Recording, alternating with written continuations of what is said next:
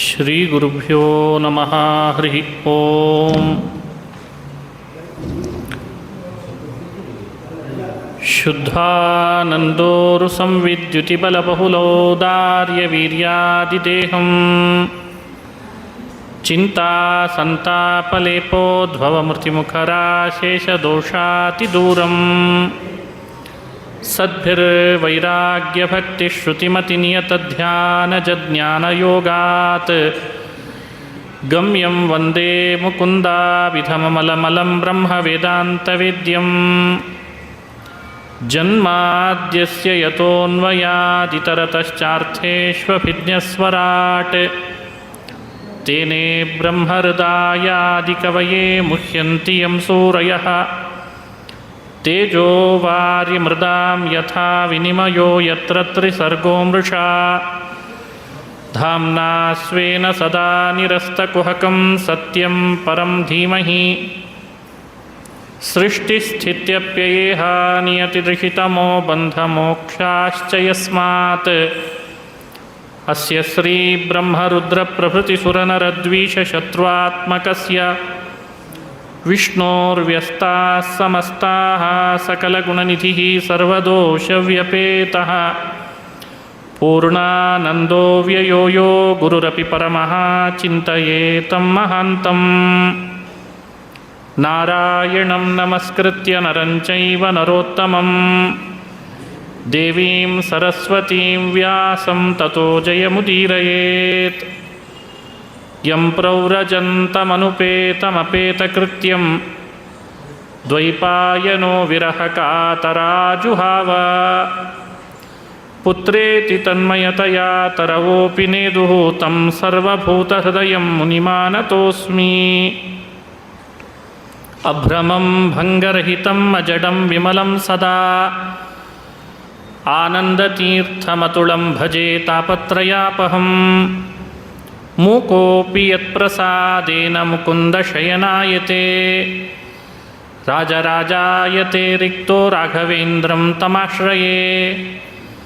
ಆಪಾದಮೌಲಿಪರ್ಯಂತಂ ಗುರುಣಾಮಾಕೃತಿಂ ಸ್ಮರೇತ್ ತೇನ ವಿಘ್ನಾಃ ಪ್ರಣಶ್ಯಂತಿ ಸಿದ್ಧ್ಯಂತಿ ಚ ಮನೋರಥಾಃ.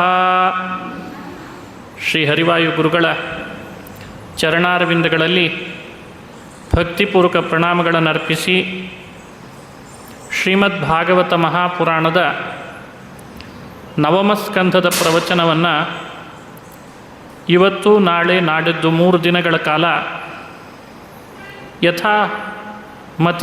ಯಥಾಶಕ್ತಿ ಮಾಡ್ತಾ ಇದ್ದೇನೆ.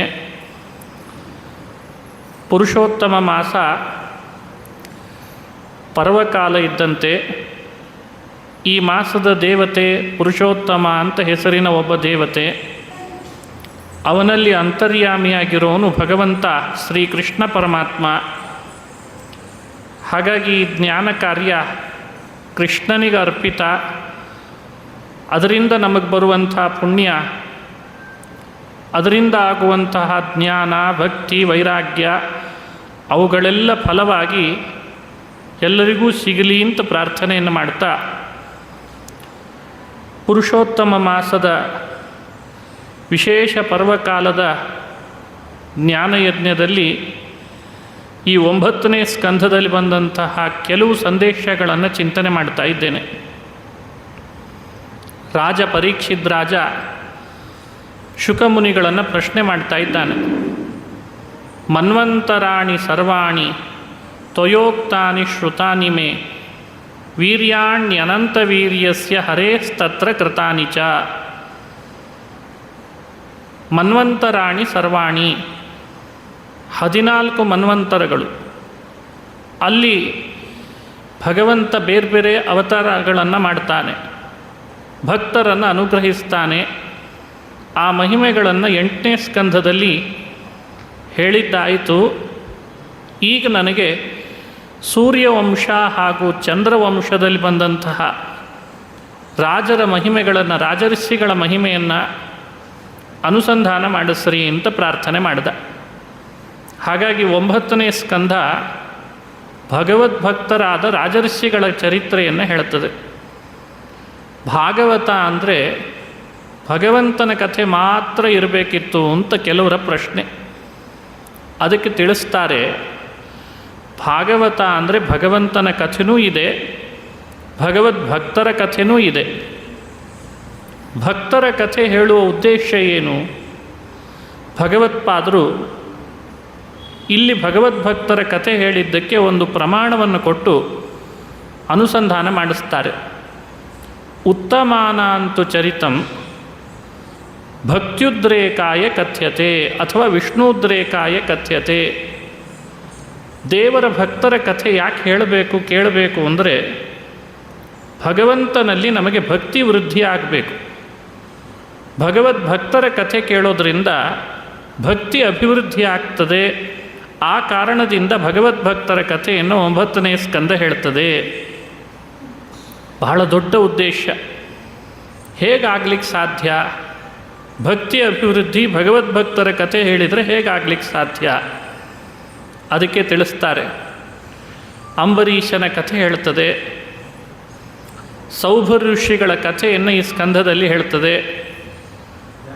ಹಾಗೆ ಇನ್ನಿತರ ಬೇರೆ ಬೇರೆ ರಾಜಋಷಿಗಳ ಕಥೆಯನ್ನು ಹೇಳ್ತದೆ.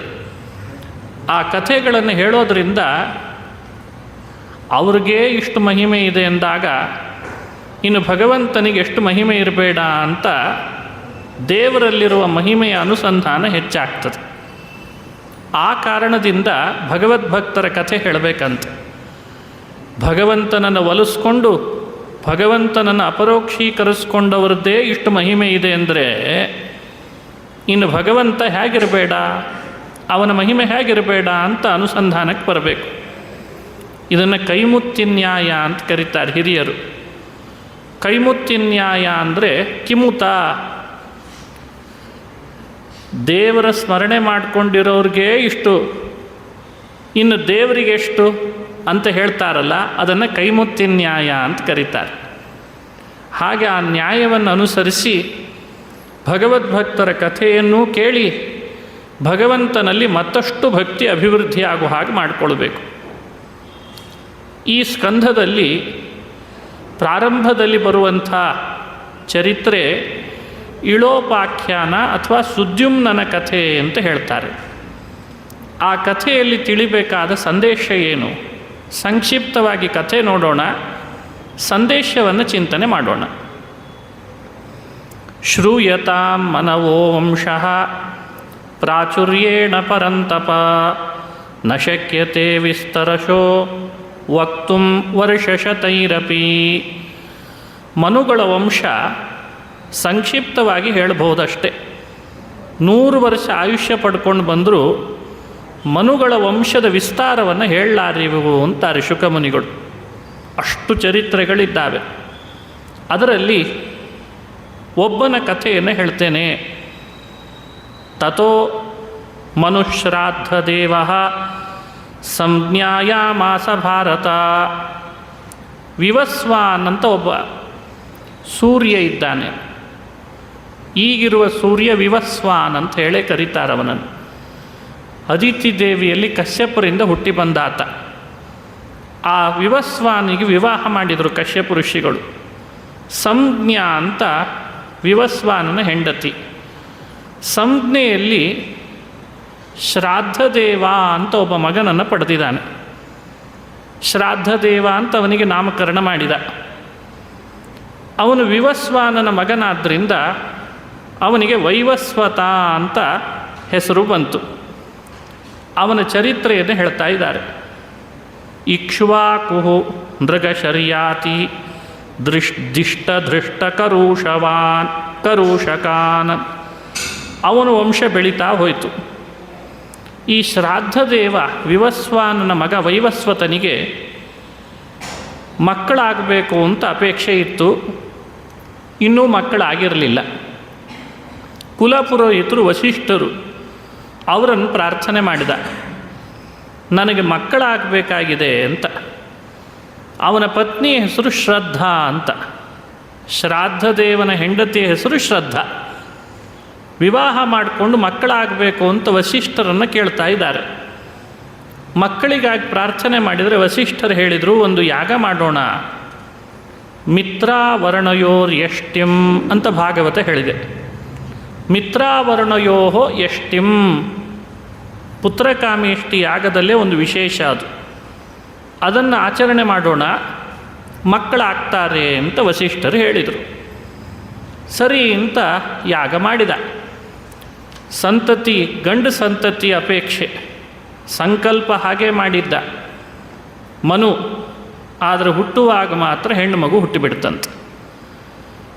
ಆಗ ವೈವಸ್ವತ ಮನು ವಸಿಷ್ಠರನ್ನು ಕರೆದು ಕೇಳ್ದ, ವಸಿಷ್ಠರೇ, ಇನ್ಯಾರಾದರೂ ನನಗೆ ಯಾಗ ಮಾಡಿಸ್ಲಿಕ್ಕೆ ಬಂದಿದ್ದರೆ ನಾನು ಅಷ್ಟು ಪ್ರಶ್ನೆ ಮಾಡ್ತಿರಲಿಲ್ಲ. ನೀವು ಒಬ್ಬ ಬ್ರಹ್ಮರ್ಷಿಗಳಾಗಿ ಗಂಡು ಸಂತತಿ ಆಗ್ತದೆ ಅಂಥೇಳಿ ಯಾಗ ಮಾಡಿಸಿದ್ರಿ, ನೋಡಿದರೆ ಹೆಣ್ಣು ಸಂತತಿ ಆಯ್ತಲ್ಲ, ನಿಮ್ಮ ಬ್ರಹ್ಮಜ್ಞಾನದ ಬಗ್ಗೆ, ನಿಮ್ಮ ಬಗ್ಗೆ ನಾನು ಏನು ಅಂದ್ಕೊಳ್ಳಿ ಅಂತ ಕೇಳಿಬಿಟ್ಟ. ಇದು ಅವನ ಪ್ರಶ್ನೆ. ಬ್ರಹ್ಮರ್ಷಿಗಳಾದವರ ಬಾಯಲ್ಲಿ ಬರ್ತದೆ ಅಂದರೆ ಸತ್ಯನೇ ಆಗಬೇಕು. ನಿಮ್ಮಂಥವರ ಬಾಯಲ್ಲಿ ಬಂದದ್ದು ವ್ಯತ್ಯಾಸ ಆಗ್ತದೆ ಅಂದರೆ ವಿಶ್ವಾಸ ಹೇಗೆ ಮಾಡಬೇಕು ಬ್ರಹ್ಮಜ್ಞಾನದ ಮೇಲೆ? ಯೋಚಿಸಬೇಕಾದ ಅಂಶ ತಾನೇ ನಾವೆಲ್ಲ ಇದನ್ನು. ಆಗ ವಸಿಷ್ಠ ಋಷಿಗಳು ತಮ್ಮ ದಿವ್ಯ ದೃಷ್ಟಿಯಿಂದ ನಡೆದದ್ರ ಘಟನೆಯನ್ನೆಲ್ಲ ಕಣ್ಣು ಮುಂದೆ ತಂದುಕೊಂಡ್ರು. ಹೇಳಿದ್ರಂತೆ, ಇದು ನನ್ನ ಅಪರಾಧನೂ ಅಲ್ಲ, ನೀನು ಮಾಡಿದ ಯಜ್ಞದ ಯಾಗದ ಸಮಸ್ಯೆನೂ ಅಲ್ಲ, ಸಮಸ್ಯೆ ಎಲ್ಲ ನಿನ್ನ ಹೆಂಡತಿದು ಅಂತ ಹೇಳಿದ್ರಂತೆ. ಅವರ ಹೆಂಡತಿಗೆ ಹೆಣ್ಣು ಸಂತತಿ ಆಗಲಿ ಅಂತ ಅಪೇಕ್ಷೆ. ಅವಳು ತನ್ನ ಬುದ್ಧಿವಂತಿಕೆ ಉಪಯೋಗಿಸಿ ಈ ಯಾಗ ಮಾಡಬೇಕಾದ್ರೆ 16 ಜನ ಋತ್ವಿಜರು ಬೇಕೇ ಬೇಕು ಅಂತಿರ್ತದೆ. 16ರಲ್ಲಿ ಪ್ರತಿಪ್ರಸ್ಥಾತ್ರ, ಹೋತ, ಅಧ್ವರ್ಯು, ಹೀಗೆ ಪ್ರತ್ಯೇಕ ಒಂದು ಸ್ಥಾನ. ಅದರಲ್ಲಿ ಹೋತೃ ಅಂತ ಒಂದು ಸ್ಥಾನ. ಆ ಸ್ಥಾನ ಅಲಂಕರಿಸೋ ಋತ್ವಿಜನನ್ನು ಕರೆದು, ನಿನಗೆ ಹೆಚ್ಚಿನ ದಕ್ಷಿಣೆ ಕೊಡ್ತೇನೆ, ಯಾವ ಕಾರಣಕ್ಕೂ ಗಂಡಾಗಲಿ ಅಂತ ಸಂಕಲ್ಪ ಮಾಡಬೇಡ, ಹೆಣ್ಣಾಗಲಿ ಅಂತ ಮಾಡಿಬಿಡು ಅಂತ ಹೇಳಿದ್ಲಂತೆ. ಹೋತುಹು ಸಂಕಲ್ಪ ವೈಷಮ್ಯಾತ್, ಹೋತೃ ಮಾಡಿದ ಸಂಕಲ್ಪ ವ್ಯತ್ಯಾಸದಿಂದ ಗಂಡಾಗಬೇಕಾದದ್ದು ಹೆಣ್ಣಾಗಿಬಿಡ್ತು. ಇದು ವಸಿಷ್ಠರು ಕೊಟ್ಟ ಕಾರಣ. ಅದನ್ನು ಆತ ಅಂಗೀಕರಿಸಿದರೂ ಕೂಡ ವೈವಸ್ವತಮನು, ಏನೇ ಆಗಲಿ ನೀವು ಮಾಡಿದ್ದು ಮಾತ್ರ ಸತ್ಯ ಸರಿಯಾಗಲಿಲ್ಲ ಅಂತ ಶುರು ಮಾಡಿದ. ನೀವು ಗಂಡಾಗಲಿ ಅಂತಂದಿದ್ರೋ ಇಲ್ಲೋ, ಸರಿ, ಹೋತೃವಿನ ಸಂಕಲ್ಪ ವ್ಯತ್ಯಾಸ ಆಯಿತು, ನನ್ನ ಹೆಂಡತಿ ಮನಸ್ಸಿನಲ್ಲೇನೋ ಬೇರೆ ಇಟ್ಕೊಂಡಿದ್ಲು ಅಂತಂತಿದ್ದೀರಿ, ಕಾರಣ ಕೊಟ್ರಿ. ಆದರೆ ನಿಮ್ಮ ಬಾಯಲ್ಲಿ ಬಂದದ್ದೇನು? ಬ್ರಹ್ಮಜ್ಞಾನಿಗಳ ಬಾಯಲ್ಲಿ ಗಂಡಾಗಲಿ ಅಂತ ಬರ್ತಿತ್ತು ತಾನೆ. ಅದಕ್ಕೇನು? ಅದಕ್ಕೆ ವಸಿಷ್ಠ ಋಷಿಗಳ ಮನಸ್ಸಿನಲ್ಲಿ, ಸರಿ, ಹಾಗಾದರೆ ಇದನ್ನೇ ಗಂಡು ಮಾಡಿದರೆ ಆಯಿತು ಅಂತ ಬಂತಂತೆ. ಹುಟ್ಟಿದೆ ಹೆಣ್ಣು ಅಂತಾದರೂ ಇದನ್ನೂ ಗಂಡು ಮಾಡಿದರೆ ಆಯಿತು. ಶಿವನನ್ನು ಕುರಿತು ತಪಸ್ಸು ಮಾಡಿ ವಸಿಷ್ಠ ಋಷಿಗಳು ಕೇಳಿಕೊಂಡ್ರು, ನನ್ನ ಬಾಯಲ್ಲಿ ಹೀಗೆ ಬಂದಿತ್ತು, ವ್ಯತ್ಯಾಸ ಆಗಲಿಕ್ಕೆ ಇದು ಕಾರಣ ಇದೆ, ನೀನೇನಾದರೂ ಮಾಡಿ ಅದನ್ನು ಗಂಡು ಮಾಡು ಅಂತ ಹಠ ಹಿಡಿದ್ರಂತೆ. ಶಿವನೂ ಕೂಡ ವಸಿಷ್ಠರ ಮಾತಿನಂತೆ, ಸರಿ, ಹಾಗಾದರೆ ತಸ್ಮೈ ಕಾಮವರಂ ತುಷ್ಟೋ ಭಗವಾನ್ ಹರಿರೀಶ್ವರ. ಆಗ ಸರಿ, ನೀನು ಕೇಳ್ತಿದ್ದಿ ವಸಿಷ್ಠ, ಭಗವಂತನ ಇಚ್ಛೆನೂ ಹಾಗೆ ಇರಬೇಕು ಅಂತ ಹೇಳಿ ಅದು ಗಂಡ ಆಗ್ತದೆ ಅಂತ ಹೇಳಿಬಿಟ್ರಂತೆ. ಅದು ಹೆಣ್ಣಾದದ್ದು ಗಂಡ ಆಗ್ತದೆ ಅಂತ ಹೇಳಿದ ಮೇಲೆ, ಸರಿ, ವಸಿಷ್ಠರು ಹೇಳಿದ್ದಾರೆ ಅದು ಗಂಡ ಆಗ್ತದೆ ಅಂತ ವೈವಸ್ವತಮನು ಮನೆಯಲ್ಲಿ ಬಂದು ನೋಡ್ತಾನೆ, ಅದು ಗಂಡ ಆಯ್ತಂತೆ. ವಿಚಿತ್ರ ಆಯಿತು. ವಸಿಷ್ಠರು ಇಷ್ಟು ತಪಸ್ಸು ಮೆರೆದ್ರಲ್ಲ ಅಂತ ಸಂತೋಷವೂ ಆಯಿತು. ಆಮೇಲೆ ಕೆಲವು ದಿನಗಳು ಕಳೀತು. ಯೌವನಕ್ಕೆ ಬಂದ. ನಾಮಕರಣ ಮಾಡುವಾಗ ಸುದ್ಯುಮ್ನ ಅಂತ ಇಟ್ಟಿದ್ದ ವೈವಸ್ವತಮನು ಮಗನಿಗೆ. ಸುದ್ಯುಮ್ನ ಬಹಳ ಅಪೂರ್ವವಾದ ಹೆಸರು. ಆ ಹೆಸರಿನಿಂದಲೇ ಪ್ರಸಿದ್ಧನಾಗಿದ್ದ. ರಾಜಕುಮಾರ ಹುಟ್ಟಿದಾನೆ ಅಂತ ಎಲ್ಲರೂ ಆದರ ಮಾಡ್ತಾ ಇದ್ದರು. ಬೇಟೆ ಆಡಬೇಕು ಅನ್ನಿಸ್ತು ಯೌವನಕ್ಕೆ ಬಂದಾಗ. ಕುದುರೆ ಮೇಲೆ ಕುಳಿತುಕೊಂಡು ಸೈನ್ಯ ಸಮೇತನಾಗಿ ಬೇಟೆ ಆಡ್ತಾ ಹೋಗಿದ್ದಾನೆ. ಯಾವುದೋ ಒಂದು ಪ್ರದೇಶದ ಕಡೆಗೆ ಹೋದ. ಬೇಟೆ ಆಡಲಿಕ್ಕೆ ಅಂತ ಆ ಪ್ರದೇಶದ ವನದಲ್ಲಿ ನುಗ್ಗಿದ್ದಂತೆ. ಆ ವನದಲ್ಲಿ ಹೋದ ಕೂಡಲೇ ಹೆಣ್ಣಾಗಿಬಿಟ್ಟ. ತಾನೂ ಹೆಣ್ಣಾದ, ತನ್ನ ಜೊತೆ ಕರ್ಕೊಂಡು ಬಂದ ಕುದುರೆನೂ ಹೆಣ್ಣಾಗಿಬಿಡ್ತು. ಗಂಡು ಕುದುರೆ ಹೆಣ್ಣಾಯಿತು, ಮೇಲು ಕೂತು ಸುದ್ಯುಮ್ನ ಹೆಣ್ಣಾದ. ಮನೆಗೆ ಹೋಗಲಿಕ್ಕೆ ಲಜ್ಜೆ ಆಗ್ತಾ ಇದೆ. ಅರೇ, ಈ ಹೆಣ್ಣಿನ ವೇಷದಲ್ಲಿ ಮನೆಗೆ ಯಾಕೆ ಹೋಗೋದಿನ್ನು, ಅಯ್ಯಯ್ಯೋ ನಾನು ಹೆಣ್ಣಾದ್ನೆಲ್ಲ ಅಂತ. ಅದೇ ಸಮಯದಲ್ಲಿ ಆಕಾಶದಲ್ಲಿ ಗ್ರಹಗಳಲ್ಲಿ ಒಬ್ಬ ಬುಧ ಅಂತ ಗ್ರಹ, ಚಂದ್ರನ ಮಗ, ಅವನು ಈ ಕೆಳಗಡೆ ನೋಡ್ತಾ ಇದ್ದಂತೆ. ಸುದ್ಯುಮ್ನ ಹೆಣ್ಣಾದದ್ದು ಅಂತ ಅವನಿಗೆ ಗೊತ್ತಿತ್ತೋ ಗೊತ್ತಿಲ್ಲೋ ಮುಖ್ಯ ಅಲ್ಲ, ಹೆಣ್ಣನ್ನು ನೋಡಿದ, ಕೆಳಗೆ ಬಂದ, ಗಾಂಧರ್ವ ವಿವಾಹ ಮಾಡಿಕೊಂಡ. ಗರ್ಭಿಣಿ ಆಗಿಬಿಟ್ಲು. ಗರ್ಭಿಣಿ ಆದಾಗ ಒಂದು ಮಗು ಬೇರೆ ಹುಟ್ಟುಬಿಡ್ತಲ್ಲಿ. ಹುಟ್ಟಿದ ಬಳಿಕ ಅದು ಬೆಳವಣಿಗೆ ಮಾಡಬೇಕಾಯಿತು. ಸ್ವಲ್ಪ ದಿವಸ ಇದ್ದ ಮೇಲೆ ಮತ್ತೆ ತಲೆ ಒಳಗೆ ಬಂತಂತೆ, ನಾನು ವೈವಸ್ವತ ಮನುವಿನ ಮಗ ಸುದ್ಯುಮ್ನ, ಇಲ್ಲಿ ಬಂದು ಈ ಸ್ಥಿತಿ ಬಂತಲ್ಲ, ನಾ ಮನೆಗೆ ಹೋಗಲೇಬೇಕು ಅಂತ ಹಠ ಹಿಡಿದು ಕೊನೆಗೆ ಮನೆಗೆ ಹೋದ್ಲಂತೆ. ಇದ್ದದ್ದು ನಡೆದದ್ದು ಘಟನೆಯನ್ನು ಹೇಳಿಕೊಂಡ್ರೆ ವೈವಸ್ವತ ಮನು ಸುಮ್ಮನೆ ಇರಲಿಲ್ಲ, ಪುನಃ ವಸಿಷ್ಠರ ಹತ್ರ ಬಂದ. ವಸಿಷ್ಠ ಋಷಿಗಳೇ ಮತ್ತೆ ಹೆಣ್ಣಾಗಿದ್ದಾಳೆಲ್ಲ, ಏನು ಮಾಡೋಣ, ದೊಡ್ಡ ಸಮಸ್ಯೆನೇ ಆಯ್ತು ನಿಂದು ಅಂದರು ವಸಿಷ್ಠರು. ಸರಿ, ಪುನಃ ಶಿವನನ್ನು ತಪಸ್ಸು ಮಾಡಿ ಕೇಳಿಕೊಂಡ್ರು. ತಪಸ್ಸು ಮಾಡಿ ಕೇಳ್ಕೊಳ್ಳುವಾಗ ಶಿವ ಹೇಳ್ತಾನೆ, ಆತ ಯಾವ ಪ್ರದೇಶಕ್ಕೆ ಹೋಗಿದ್ನಲ್ಲ ಹೋಗಬಾರ್ದಾಗಿತ್ತು, ಅದು ನಿಷೇಧಿತ ಪ್ರದೇಶ ಗಂಡಸರಿಗೆ ಅಂತಂದ್ರಂತ. ಕೆಲವು ಪ್ರದೇಶ ಗಂಡಸರಿಗೂ ನಿಷೇಧಿತ ಅಂತ ಮಾಡಿದ್ದಾರೆ. ಯೋಚಿಸಬೇಕಾದ ಅಂಶಗಳೇ ಇವು. ಇಂಥಿಂಥ ಪ್ರದೇಶಗಳಿಗೆ ಮಾತ್ರ ಹೋಗಬೇಕಂತೆ. ಗಂಡಿದ್ದವ್ರು ಹೆಣ್ಣಾದರೆ ಏನು ಸಮಸ್ಯೆ ನೋಡಿ. ಅದನ್ನು ಇಳಾವೃತ ಅಂತ ಖಂಡದ ಹೆಸರನ್ನು ಗುರುತಿಸ್ತದೆ ಭಾಗವತ. ಅಲ್ಲಿ ಪಾರ್ವತಿಯ ಒಟ್ಟಿಗೆ ಏಕಾಂತದಲ್ಲಿ ಶಿವನಿರ್ತಾನೆ. ಪದೇ ಪದೇ ಋಷಿಮುನಿಗಳು ಶಿವನನ್ನು ಭೇಟಿಯಾಗಲಿಕ್ಕೆ ಅಂತ ಬರ್ತಿದ್ದರೆ ಪಾರ್ವತಿ ಬೇಸರಿಸ್ತಾ ಇದ್ಲು. ಅವಳನ್ನು ಪ್ರೀತಿಪಡಿಸ್ಲಿಕ್ಕೆ ಯಾವಾಗಲೂ ಒಮ್ಮೆ ಶಾಪ ಕೊಟ್ಟಿದ್ರಂತೆ. ಈ ಪ್ರದೇಶದಲ್ಲಿ ನಾನು ಪಾರ್ವತಿ ಒಟ್ಟಿಗಿದ್ದಾಗ ಯಾವುದಾದ್ರೂ ಋಷಿಮುನಿಗಳು ಭೇಟಿಗೆ ಬಂದರೆ ಅವರು ಹೆಣ್ಣಾಗಲಿ ಅಂತ. ಆ ಪ್ರದೇಶ ಅದು. ಹಾಗಾಗಿ ಯಾವ ಪ್ರದೇಶಕ್ಕೆ ಏನು ವರ ಇರ್ತದೆ, ಶಾಪ ಇರ್ತದೆ ಗೊತ್ತಿಲ್ಲದೆ ಇದ್ದದ್ದಕ್ಕೆ ಪರಿಚಿತ ಸ್ಥಳಗಳಿಗೆ ಮಾತ್ರ ಓಡಾಡಬೇಕು. ಈ ಅಪರಿಚಿತ ಸ್ಥಳಗಳಿಗೆ ಓಡಾಡಿದರೆ ಏನು ಬೇಕಾದರೂ ಆಗಿಬಿಡ್ತದೆ. ಆ ಶಾಪ ಕೊಟ್ಟದ್ದು ಶಿವನೇ. ಇವನು ಸುದ್ಯುಮ್ನ ಇಳಾವೃತಕ್ಕೆ ಹೋಗಿದ್ದಾನೆ. ಹಾಗಾಗೇ ಹೆಣ್ಣಾದ. ಅವನಿಗೆ ಗಾಂಧರ್ವ ವಿವಾಹದಿಂದ ಮಗು ಬೇರೆ ಹುಟ್ಟುಬಿಟ್ಟಿದೆ. ಪುರೂರವಸ್ ಅಂತ ನಾಮಕರಣ ಮಾಡಿದ್ದ. ಬುಧ ಚಂದ್ರನ ಮಗ, ಬುಧನ ಮಗನೇ ಪುರೂರವಸ್. ಆ ಉದ್ದೇಶದಿಂದ ಅಲ್ಲಿ ಚಂದ್ರವಂಶ ಬೆಳವಣಿಗೆ ಆಗ್ತಾ ಇದೆ. ಒಂದೆಡೆಯಲ್ಲಿ ಇಳ ವಸಿಷ್ಠರ ಬಳಿಗೆ ಬಂದ. ವಸಿಷ್ಠರು ಶಿವನನ್ನು ತಪಸ್ಸು ಮಾಡಿ ಕೇಳ್ಕೊಂಡದ್ದಕ್ಕೆ ಶಿವ ಹೇಳ್ದ, ಶಾಪ ನಾನೇ ಕೊಟ್ಟಿದ್ದೆ ಇಳಾವೃತದ್ದಕ್ಕೆ, ಖಂಡಕ್ಕೆ, ಅಲ್ಲಿಗೆ ಬಂದಿದ್ದಾನೆ ಸುದ್ಯುಮ್ನ. ಈಗ ಪುನಃ ಗಂಡು ಮಾಡು ಅಂದರೆ ನಾನೇ ಕೊಟ್ಟ ಶಾಪ ಸರಿ ಹೋಗೋದಿಲ್ಲ. ಅದೂ ಸತ್ಯ ಆಗಬೇಕು ಶಾಪ. ನೀವಿಷ್ಟು ಬಲವಂತ ಮಾಡ್ತಿದ್ದೀರಿ, ಬ್ರಹ್ಮರ್ಷಿಗಳು ನನ್ನನ್ನು ಬೇರೆ ತಪಸ್ಸು ಮಾಡಿ ಕೇಳ್ಕೊಳ್ತಿದ್ದೀರಿ, ನಿಮಗೂ ಬೆಲೆ ಕೊಡಬೇಕು. ವಸಿಷ್ಠರೇ, ನಮ್ಮಿಬ್ಬರ ಮಧ್ಯದೊಳಗೆ ಈ ಹೊಂದಾಣಿಕೆ ಇರಲಿ ಅಂತಂದ್ರಂತ. ಸಮಾಜದಲ್ಲಿ ಹೊಂದಾಣಿಕೆ ಭಾಳ ಮುಖ್ಯ ಅನ್ನಲಿಕ್ಕೆ ಈ ಋಷಿಗಳ ಚರಿತ್ರನೇ ಸಾಕ್ಷಿ. ನಮ್ಮಿಬ್ಬರಲ್ಲಿ ಹೊಂದಾಣಿಕೆ ಇರಲಿ, ನನ್ನ ಮಾತು ಸತ್ಯ ಆಗಬೇಕು, ನೀವು ವೈವಸ್ವತ ಮನುವಿಗೆ ಕೊಟ್ಟ ಮಾತು ಸತ್ಯ ಆಗಬೇಕು, ಸುದ್ಯುಮ್ನಾಗಬೇಕು, ಹೆಣ್ಣೂ ಆಗಿರಬೇಕು, ಎಲ್ಲ ವ್ಯವಸ್ಥೆ ಹೀಗೆ ಮಾಡ್ತೇನೆ ಅಂದ್ರೆ ಏನು ಮಾಡ್ತೀವಿ ಸ್ವಾಮಿ? ಅದಕ್ಕೆ ಶಿವ ಹೇಳಿದ, ಪರಮೇಶ್ವರ, 1 ತಿಂಗಳು ಗಂಡಾಗಿರಲಿ, ನಿಮ್ಮ ಮಾತು ಸತ್ಯ ಆಗ್ತದೆ. ಇಳಾವೃತಕ್ಕೆ ಹೋದ ತಪ್ಪಿಗೆ 1 ತಿಂಗಳು ಹೆಣ್ಣಾಗಿರಲಿ, ನನ್ನ ಮಾತು ಸತ್ಯ ಆಗ್ತದೆ ಅಂತಂದ್ರಂತ. ಮಾಸಂ ಪುಮಾಂಸ ಭವಿತ, ಮಾಸಂ ಸ್ತ್ರೀ, ಭಾಗವತ ಹೇಳುವ ಮಾತು. 1 ತಿಂಗಳು ಪುರುಷನಾಗಿರಲಿ, ಮಾಸಂ ಸ್ತ್ರೀ ತವ ಗೋತ್ರಜಃ, ಮಾಸಂ ಸ್ತ್ರೀ ಭವಿತ, 1 ತಿಂಗಳು ಸ್ತ್ರೀ ಆಗಿರಲಿ.